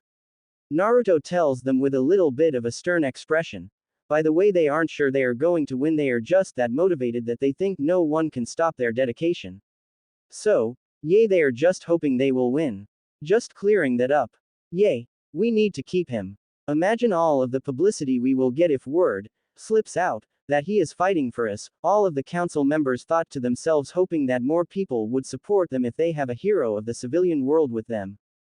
As we thought, now that we need to talk about the fact that you are in the bingo book. One of the council said, causing Mai, Naruto, Ayaki, and Yoshiko to gain extremely confused looks. What are you talking about, sis? Mai finally asked May. Well, you see, Naruto-san here is marked as a B-ranked Rouge Ninja that is wanted for doing something against the cage we are fighting here. May told them. But why would they be going against Naruto-kun? Oh wait, of course. It was the ninja he killed to save me. Mai said, suddenly realizing why. Oh, so that is why. Then we must thank you for saving our leader's sister, then Fox-san, one of the random council told Naruto. Oh, it was no prob. Wait, did you just say leader's sister? Naruto asked, surprised. Yes, Mai is my sister, so I must thank you, Naruto-san, May said happily. Man, I managed to save one of the only one that really matters to the leader of the rebels. Man, imagine what could have happened if the cage got their hands on her. Naruto, though, when he heard this. Yay, Naruto is still a good guy, so he doesn't even think that he could be asking for favors because of it. Wow. Then you are welcome, though I really had no idea it was your family, May-san. I just helped her because those guys were sickening even to be around. So, I wasn't going to let them overpower a girl, that is for sure. Naruto told her firmly. That look, could he really mean that, I wonder? Maybe he really is a pretty good guy. Not to mention he is a looker. If he really did mean that he did it out of the kindness of his heart, he might just be the perfect guy for my Mai. Though I still need to make sure before I allow it. I mean, even she is my sister, I can't let just anyone date her. May thought happily. Okay, then now we move on to skills. So what would you say your skills are, and what do you possibly have to help our cause, Naruto-san? One of the council asked the question they all wanted to know. Of course my skills would probably be all at mid to high chunin level, but I haven't really fought too much for a while now, so you may want to test me on that later on. But as for special things, I have Minto Namikaze's 2 special jutsus. Also, I have been studying in seals for quite a while and would call myself a seal master, though I have yet to be tested on that as well. Of course, the most important thing is that I have a bloodline called Rinnegan at my disposal. Naruto told them calmly, but still left the council in utter shock. Wait, you are telling us that you have the legendary thought to be imaginary Rinnegan? May stuttered out in completely shocked that someone could actually have it. No way, you gotta be kidding me, can you show it to us? One of the council members said in disbelief, causing Naruto just to shrug his shoulders and activate his Rinnegan. Wow, it actually exists, as all they could think as they saw this. Of course, even Mai and the others were surprised by it, seeing as this was the first time he really used, seeing as he never uses it unless he has to. Eventually May got out of her shock and told Naruto his first mission. Okay, then don't take this the wrong way, but you will be watched by our other ninja until we can completely trust you. May told Naruto. Fair enough, I guess. I mean, in this world you can't really trust anyone completely. Naruto responds to her. Yay, that is true. But anyways, we will test you later, but right now I have a mission for you to go on. You see, we are running out of food right now, so we need to get some villages around this area. Cows, they really don't want to help us, seeing as they are unsure if we are going to be able to win. But, if the legend of the White Fox, who is known to save villagers, is on our side, they might be more willing. So, please go and help the squad we are sending out to go for that. May told him. Hi, May-sama. Naruto said and then went with the ninja that showed up to prepare to go with them. Course it didn't take long seeing as Naruto has yet to settle down, so he still carried all of his stuff on him. The only thing he really did was make sure his robe was clearly showing the fox on the back so that the people could clearly see who he was. And soon he met his teammates for this mission, who were a bunch of random ninja with nothing really special about them, so they just left quickly to go to a bunch of random towns try and get supplies. Hello there people of this lovely village, we are here as agents of the group of people brave enough to go against the corrupt cage. We are here today with our newest member and perhaps you have heard of him. Please welcome the White Fox, hero of civilians, to our cause. Now as you can see, our group is fighting for a very noble cause. So, we ask for your support. Though we will not ask for new soldiers to fight for us. Instead we ask simply for supplies you would generously give to support our cause. So, please help us and remember we fight not for just us but everyone in the mist. One of Naruto's teammate calls out. In each village they went to trying to get as many people to donate as possible. And of course it did work somewhat.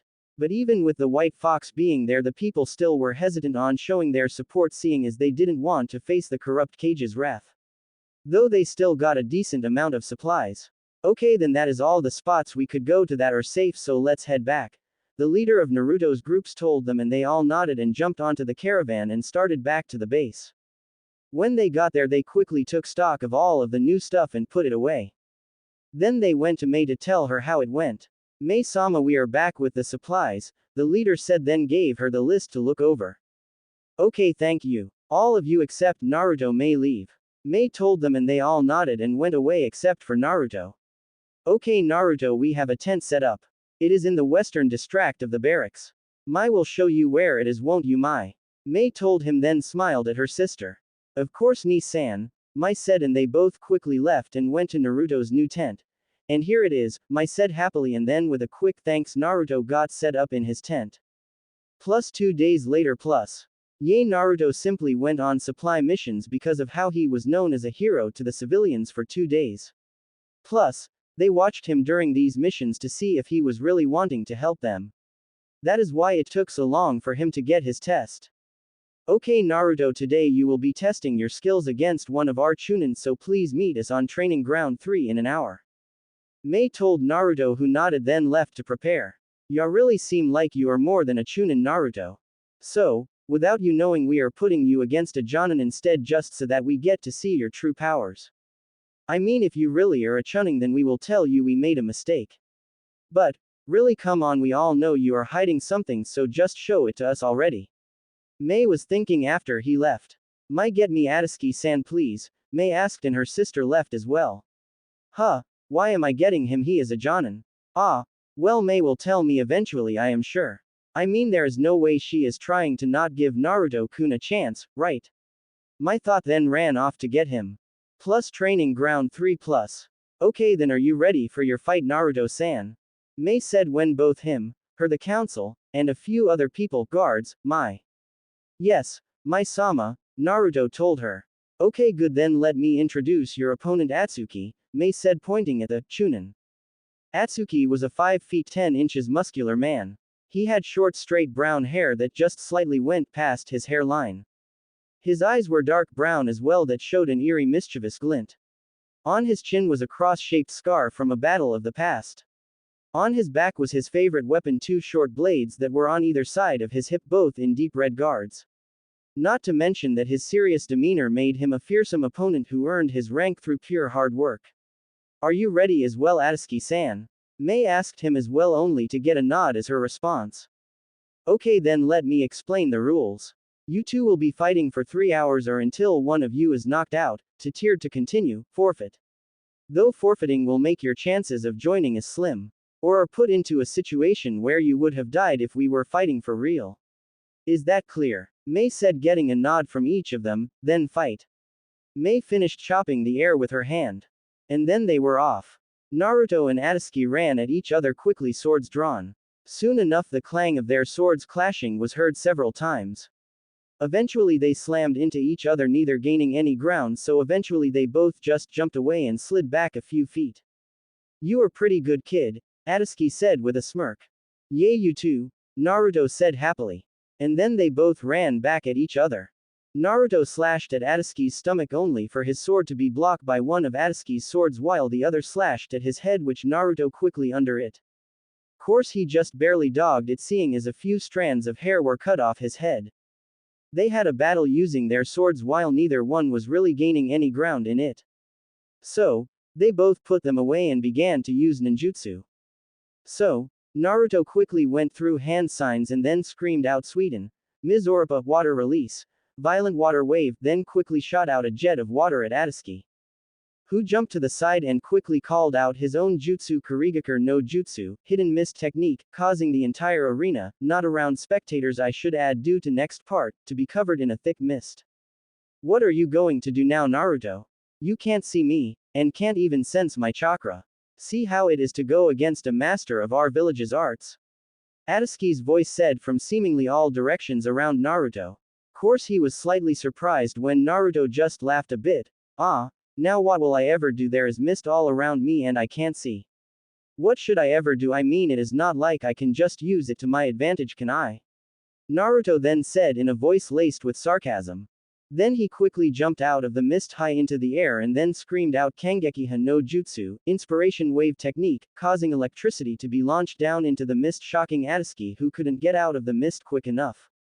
Soon enough the mist cleared showing Atsuki on the ground burnt all over with a spark of electricity coming from his body every now and then. Checkmate, Naruto said with a smile. Until he was launched back by a shark slamming its nose onto his gut with a Atsuki who was not as burnt holding his last hand sign saying Sweden, Suikuden no Jutsu, water release, water shark projectile technique. Said jutsu sent Naruto through 2 trees and slammed him into a third. Ow, you sneaky bastard, Naruto complained as he rubbed his back and then stood up to fight again. Oh, what is the matter can't take it? Then let's have me end this for you. Atsuki mocked then ran at Naruto holding his swords so that they pointed behind him. Hey, I was about to say the same thing to you. And with that Naruto also charged at him. They were about to collide when a bell was heard going off throughout the field. Well, wasn't that an interesting match? Let me thank both of you for giving us that amazing show. Now what level would you put Naruto at Atsuki? Mei asked happily after she jumped into their arena and began to walk over to them. Course this question brought Atsuki into a mental review of the battle for a while until he finally answered. From this battle I think we all can say Naruto is a strong ninja. So, here is how I would place his skills. Then took out a marker and paper and started writing. So, they waited for about a minute and then he showed them all what he wrote. Naruto Uzumaka's skills. Ninjutsu. Mid-chunin, not exact due to lack of information. Taijutsu. Unknown. Genjutsu. Unknown. Kenjutsu. High chunin to low jonin. Bloodline skill. Unknown. Seeing this everyone else nearly laughed at how little this actually showed. Course Mei just sighed and then turned to Naruto. Well, I guess we will just have to see how you do in various missions, she told him and then left with her sister. See you later Naruto, I hope we can fight again, Atsuki said with a smile then left as well leaving Naruto to walk back to his tent to rest up. Plus a while later it has been a while since Naruto had his first mission and training session. And after that he spent his days training, on missions, or with his friends. Altogether he worked hard and now was probably closer to Jonin in level but decided not to take Mei's offer of making him one and work through the ranks with his now best friend Mai, who wasn't even a genin yet due to the war starting on her last year in school. He also had his bounty increased and was now an A-rank Rouge ninja who is still wanted for attacking the hidden mist village's ninja. And right now he was in a tent with his friend Mai listening to what their next mission will be. Okay then Mai-chan, Naruto-kun, right now we have decided to attack the hidden village directly. Now this will be tough but what I need you to do is very important to the battle, okay? Mei said then continued after getting a nod from both of them. Good, your mission is to infiltrate the genin barracks before the battle begins and block them off from the rest of the village. Now this must be done so we have future ninja to train. Though be careful because not only will you be facing attacks from enemy ninja in the village but also from the very people you are blocking. You see, we have no idea how many children are under his complete control. So, you and the other people I am sending to help must be extremely careful.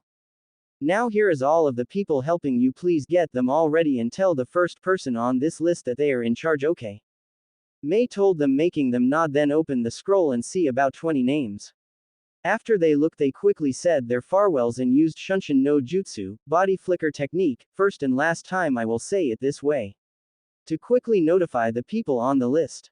And soon enough they were all at the entrance of the base ready to leave. Then with a quick talk to the rest of the people left for the hidden village a half an hour before the rest of the resistance. At Konoha nothing really was out of the ordinary. Narumi was on yet another D-ranked mission that this time required her to get the devil cat for the daimyo's wife again. Man, why did we have to catch this stupid cat again? Narumi said in frustration. Now Narumi, these missions have to be done for the good of the village, so be happy you can help your home, Kakashi said, not knowing what else to say to her, seeing as he never liked D-ranked missions either. Cut the crap, sensei, we all know you hate this as much as us, Sasuke said, and then turned to Narumi. But, if you want to enjoy your days more, you could always go out with me and become my first girlfriend. And then gave a lusty look at her still developing body, causing the pink-haired girl behind them to get jealous at Narumi's luck. No thanks, Tem, I would date a dog before you, Narumi said with a hint of disgust showing in her voice. I wish he would stop asking me out, I have said no enough. I mean, I am one of the few girls our age that realize he wouldn't love us at all and only would use us to breed for his clan, then forget all about us. I mean, really, I still don't understand why the other girls would want to go for that kind of sad life. But there is no way I am going to fall that low to allow that to happen to me, Narumi thought, remembering exactly why she hates his advances and his fangirls. Then looked up into the air, thinking about random things until they reached the cage's room that had a view of the forest beyond the walls of the village. Sigh, I wonder what is going on out there past these walls confining me, Narumi thought as she was ignoring the mission debrief her sensei was giving. Human talk, human think, demon talk, demon think. Jutsu. After a while everyone was situated for the war to begin and were broken up into teams. With Naruto and Mai's team they had a dozen people with a random Jonin in charge of them. And with Mei she had only a half a dozen of the best ninja the rebels had, seeing as their target was the cage directly. When everyone was ready to leave, Mei began her speech. Okay, now we have gone a long way so far and now it is finally time for us to finish this. Let us attack with all of our strength and we can't lose. So come on, let us begin so we can claim our victory, Mei said to her group, then heard them all cheer. And with that they all went as a group to the village, then split up to do each of their separate missions. Plus Naruto and his group plus Naruto and everyone else in the group entered the ninja school, surprising all of the people inside of it. Okay people, this area is now under the rebel army, anyone who disagrees with us come forward to die, one of the Chunin yelled out into the building. Course most were unsure what to do because they didn't like their cage much, but they didn't really think the rebels would win, so they just pretended that it was a normal day and ignored the group. Though a few teachers and watchers did come at the group, though they were quickly brought down by the team. And all is set here, man, that was easy, Mai said happily until they saw that ninja surrounded the school. Yay, but keeping it is the hard part, Naruto said, and then they all went into battle the opponents. Plus Mai and her team plus Mai and the rest of their group ran through town, avoiding as much of the battles as they could until they finally entered the cage tower, which had a few of his guard. Crap, leave them to me, just keep going, half of Mei's team yelled out, then started to attack. With that all the rest ran past the battle and started heading up to the top of the tower. Course they had to dodge a few traps, but finally they entered the cage's room. The cage was known as Yagura, who appeared to be about 30, male with a young, childlike face and body structure. He also had a head of messy, light gray hair, pink pupilless eyes, and what seems to be a stitch-like scar running from under his left eye, all the way down his cheek. He was small in stature and wears a gray, sleeveless shirt with the Kurigakure forehead protector attached to the front, short-sleeved mesh armor over which he also wears a green poncho along with a turquoise sash around his waist, paired with a green apron over his pants. He wears a pair of brown boots, and on his back he carries a staff-like pole weapon with uneven-sized hooks with a green flower on the larger end. Who was in a dark room with several ponds of water all around and an extravagant desk, not going to put a description, just think of it as a fancy desk you could only buy when you had a lot of money to burn. This person description brought to you by the Naruto Wiki. So, these are the rebels that have been pestering me. Well, thank you for coming, so now I can kill all of you at one time. He yelled and then attacked the group, leaking a demonic amount of killer intent. This will be key from now on.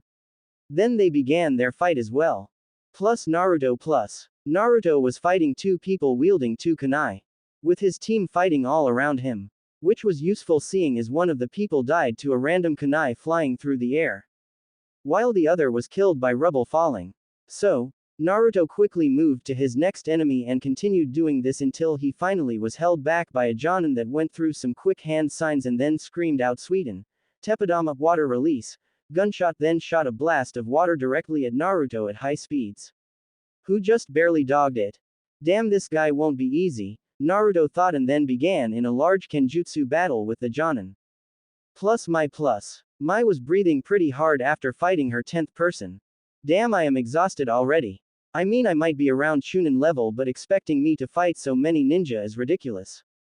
I mean, really, how am I supposed to kill them when most of them are stronger than me? Mai complained, but still took a few solider pills and got back into the match, and ended up fighting a female Chunin that was rushing to their group. Come on, let's see how well you can fight, demon, the Chunin spat out at Mai. Well, you will see soon enough, Mai said with a smirk, then quickly screamed out lava release, lava globs, and tried to melt the kunoichi. And with that they began their match. Plus whole village plus. Altogether the village and rebels were about even, with neither side gaining much ground. For while the village had more ninja, most of them wanted to rebel as well, and the fact the rebels have nothing to lose. So, really they were all waiting for the cage's battle to end to determine the winner. So, basically the whole war would be based upon the victor between the head of each groups. Plus. Mai and her opponent were pretty evenly matched, with neither side getting too much damage.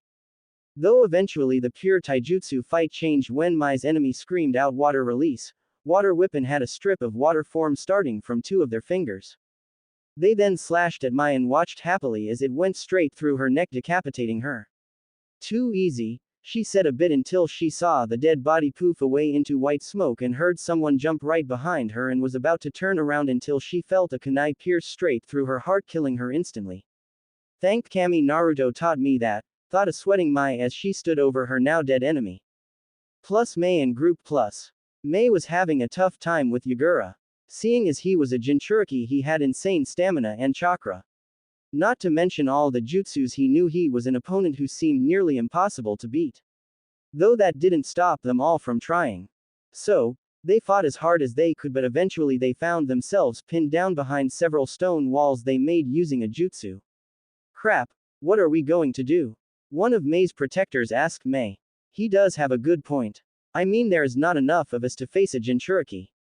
Though we have two. We are all that can be spared from the other areas. So what are we going to do? Wait, that might just work.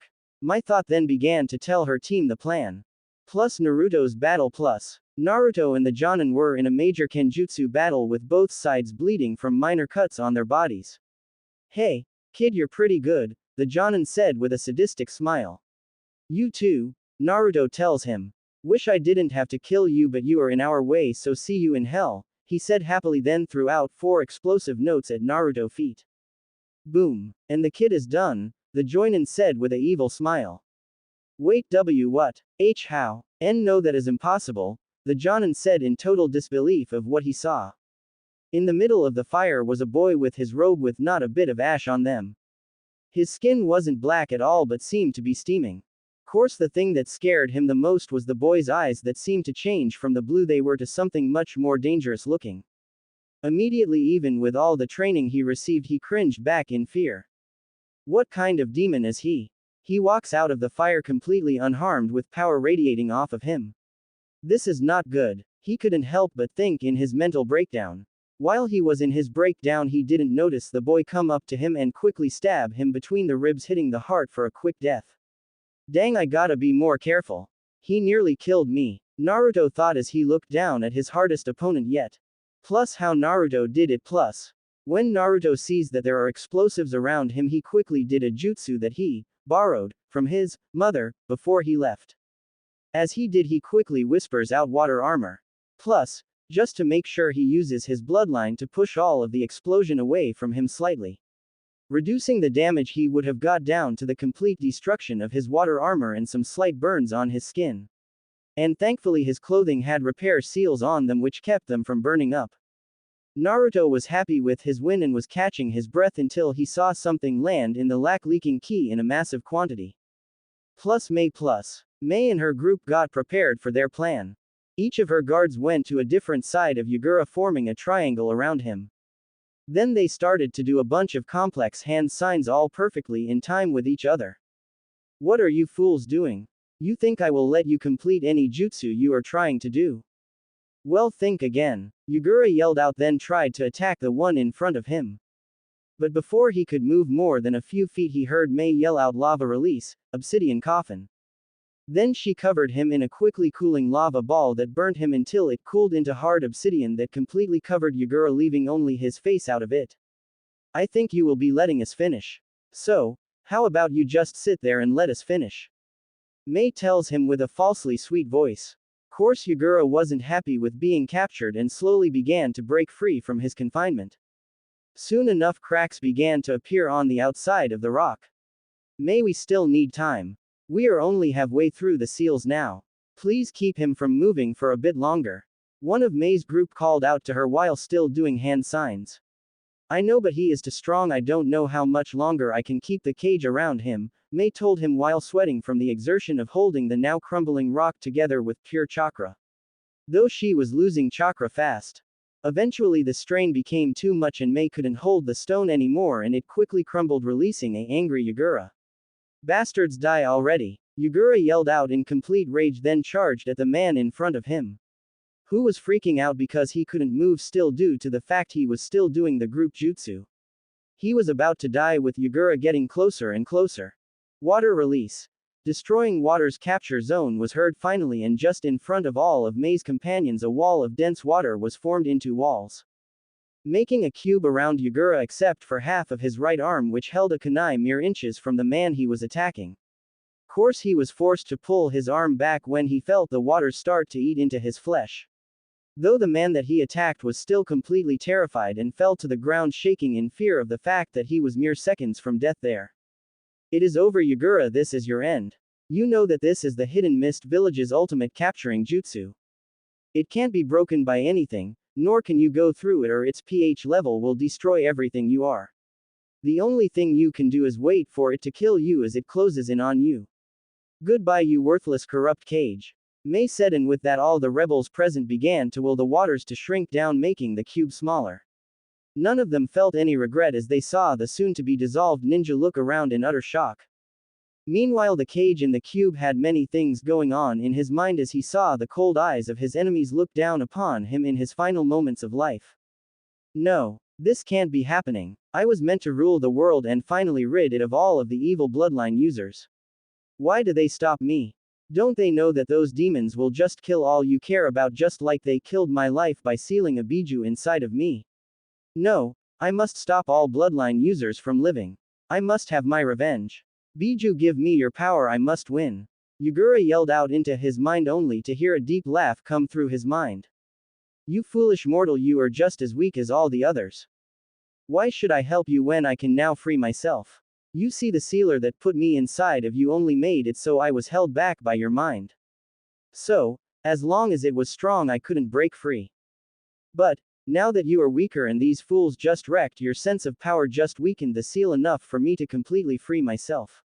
I can finally squash all of you pathetic mortals like the bugs you are.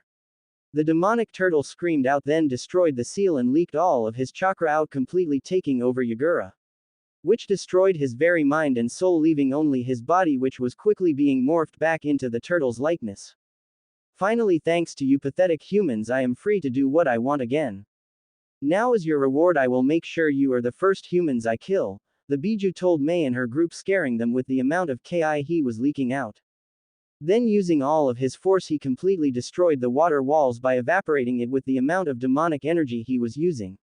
Then quickly destroyed the room they were in with a loud boom and jumped into the nearby lake, where by molding the molecules around him he quickly built himself a new body and prepared to destroy the very village that trapped him once and for all. Plus village is a whole plus. Every ninja was still fighting until they heard a giant explosion coming from the cage tower, making them shiver at the ki that came from the hole. Then they saw something that they wish they never did. A humanoid figure leaking ki and blood-red chakra leapt out of the room and landed into the lake. Then after a large burst of that chakra came the thing that they all feared. The three-tailed turtle Biju standing in the river with all of its ki filling the air around the village. They were about to die and they all knew it. So, they decided that if they were they would die trying.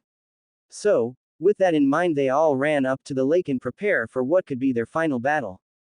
Plus lake plus. Everyone rebel and loyalist alike were at the lake looking at the turtle in front of them with fear evident in their eyes. Soon Naruto and Mai run up to the lake as well and quickly ran to her as all the ninja began to fight the beast. Sis, what happened? I thought you were supposed to beat him in the cage tower, Mai asked. We did, but that brought out the Biju, allowing it to come out of the seal and attack the world again. Now the only thing we can do is figure some way to beat it, like another seal. Mai said. Then they both turned to Naruto with a questioning look.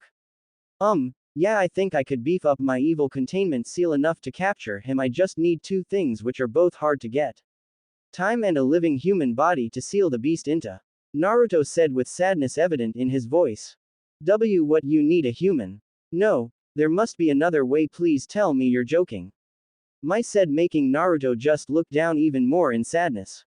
I am sorry Mai-chan, it is the only way. Naruto mumbled out, barely hearable. Fine, if that is what it takes, we can't change it. We don't have another plan. The only problem is how are we going to pick which person will become the Jinchuriki? Mai said, and then they all thought about it for a bit and couldn't think of any way to do this easily. I will volunteer, a female voice was heard. Which made all of them turn to where the voice came from. Where they saw a girl about the same age as Mai was. Who seemed to be a bit small for her age, being about 4 feet 10 inches in B cup. She looked like she was training all her life due to the fact she had the body of an athletic runner. She also had light blue hair that ran to her shoulders, with the bangs of her hair partially covering up her pink eyes that only had a very small pupil. So small it was practically invisible. And you would be? Mai asks her suspiciously. Course that was until Mai ran up to the girl and gave her a hug. Megumi-chan, I thought I would never see you again. Mai called out. You know her? Mai asks her sister. Yeah, I know her. She is the youngest cousin of Yagura. She also was one of the only ones that he still remotely cared about. So she saw all that happened to the bloodline users and was sickened by it. Now I know that you don't trust her because of that, but she actually is the one that allowed so many bloodline users to escape her cousin's clutches. She even helped me escape, and I would have gotten away without a problem if I didn't freak out and accidentally go the wrong way out of the village. Oh, and just so you know, I trust her completely. Mai said with a quick smile. What she said is true. My cousin was good man until he started having a dream of a man with red eyes. Soon after that he attacked the bloodline users and started this war. Now I felt sorry for them, so I wanted to try and stop him, but he was too far gone.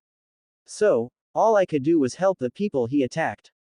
And right now I have a way for my family to repay the village for all the trouble it caused. No other family needs to carry that horrible burden. Please let me, so I can at least have a chance to repay the bloodline users for all of the crap my cousin did. Megumi said with desperation clear in her voice. She truly wanted to become the sacrifice for this. I believe her, but it is up to you. Now for the seal to work, the demon needs to be weakened, so work on that while I start on the seal. Now if you excuse me, I want to get this done as fast as I can, Naruto said simply, and then sat down, took out a scroll, ink, and a pen and began to write his seal. While of course Mai went through the possibilities. She really wants to be the one to do it, I can see that is true. But can we trust her not to use its power for revenge? Well, Mai and Naruto trust her, so that says something, because they don't trust people all that easily. So, what should I do? I guess I will just have to go with my gut on this one. Mai thought. Okay guys, Naruto, our seal master is working on a seal for this giant turtle, so right now we just have to weaken him and not do too much damage to our village. Now I don't care which side you were on right now, so unless you want this turtle to beat you, I suggest you do the same. Now all troops attack this Biju. Show him the true power of the mist. Mai screamed out to the entire group, and they all began to fight for their home, family, and very lives. Plus 2 hours later plus. I finally finished. Naruto screamed out in joy as he went up to Mei and Mai. Really, now do you think he is weak enough for the seal to work yet? Mei asked Naruto. He does seem weaker, but he still could use a bit more, but I will do that. But for this I only need the person that is becoming the human sacrifice to come with me. The rest of the people around will just get in the way. So, if you could please get everyone off of the lake so I can begin. Naruto told her politely and waited with the giant seal scroll he had strapped horizontally across his back. Okay, then I have picked. She tells him and then whispers the name to Naruto so he is the only one to hear.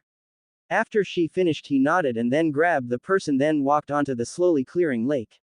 You ready? Naruto asks the person and got a nod of approval in return. Then let me begin, Naruto said, then began the steps to seal the beast. The first thing Naruto did was send a bunch of shadow clones to pester the turtle. Now all I need you to do right now is show me your stomach. Naruto told the person, who quickly complied. So, Naruto began to write down a complex seal system on the stomach, leaving barely any of it not covered with a kanji or mark of ink. After Naruto did this, he pumped a bit of chakra into his eyes to activate the Rinnegan and walked towards the turtle. Naruto eventually started running and made it up the back of the turtle to about the center of the beast and began to do hand signs. Demigods pull, Naruto screamed out and then slammed both of his hands onto the turtle's back and jumped off. As soon as Naruto's feet touched the water, he ran back to the soon-to-be Jinchuriki's position. Soon after he did, he slammed his hands together and activated his jutsu, which brought some of the stones around the lake to slam onto the demon in the water. After a while, the demon was covered in a couple layers of stones, which only made it madder. Foolish mortal, you think this small amount of dirt will hurt me? The demon said to Naruto, mocking him.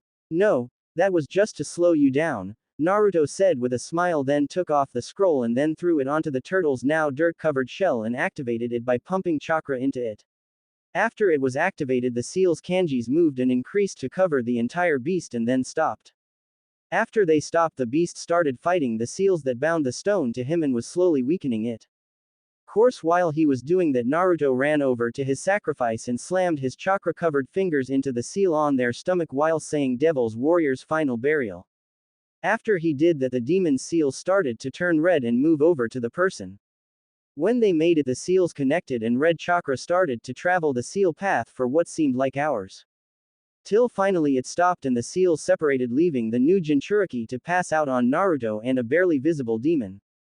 Naruto then looked at his work and saw the truly interesting seal. The seal was a giant circle with a swirl going to the belly button. Around the circle was a bunch of symbols with 4 of them leading up to smaller circles with swirls. After he was done with looking at his work, he walked up to what was left of the turtle and began to talk. Too bad my seal couldn't take all of you chakra, I guess. Thankfully I have a way to get rid of the rest. You see, all of it is now going into your drainage seal where it will overload it and explode, leaving all the chakra to disperse in the air. So goodbye, Naruto said, then activated the seal and Sunshine to where Mei and Mai was.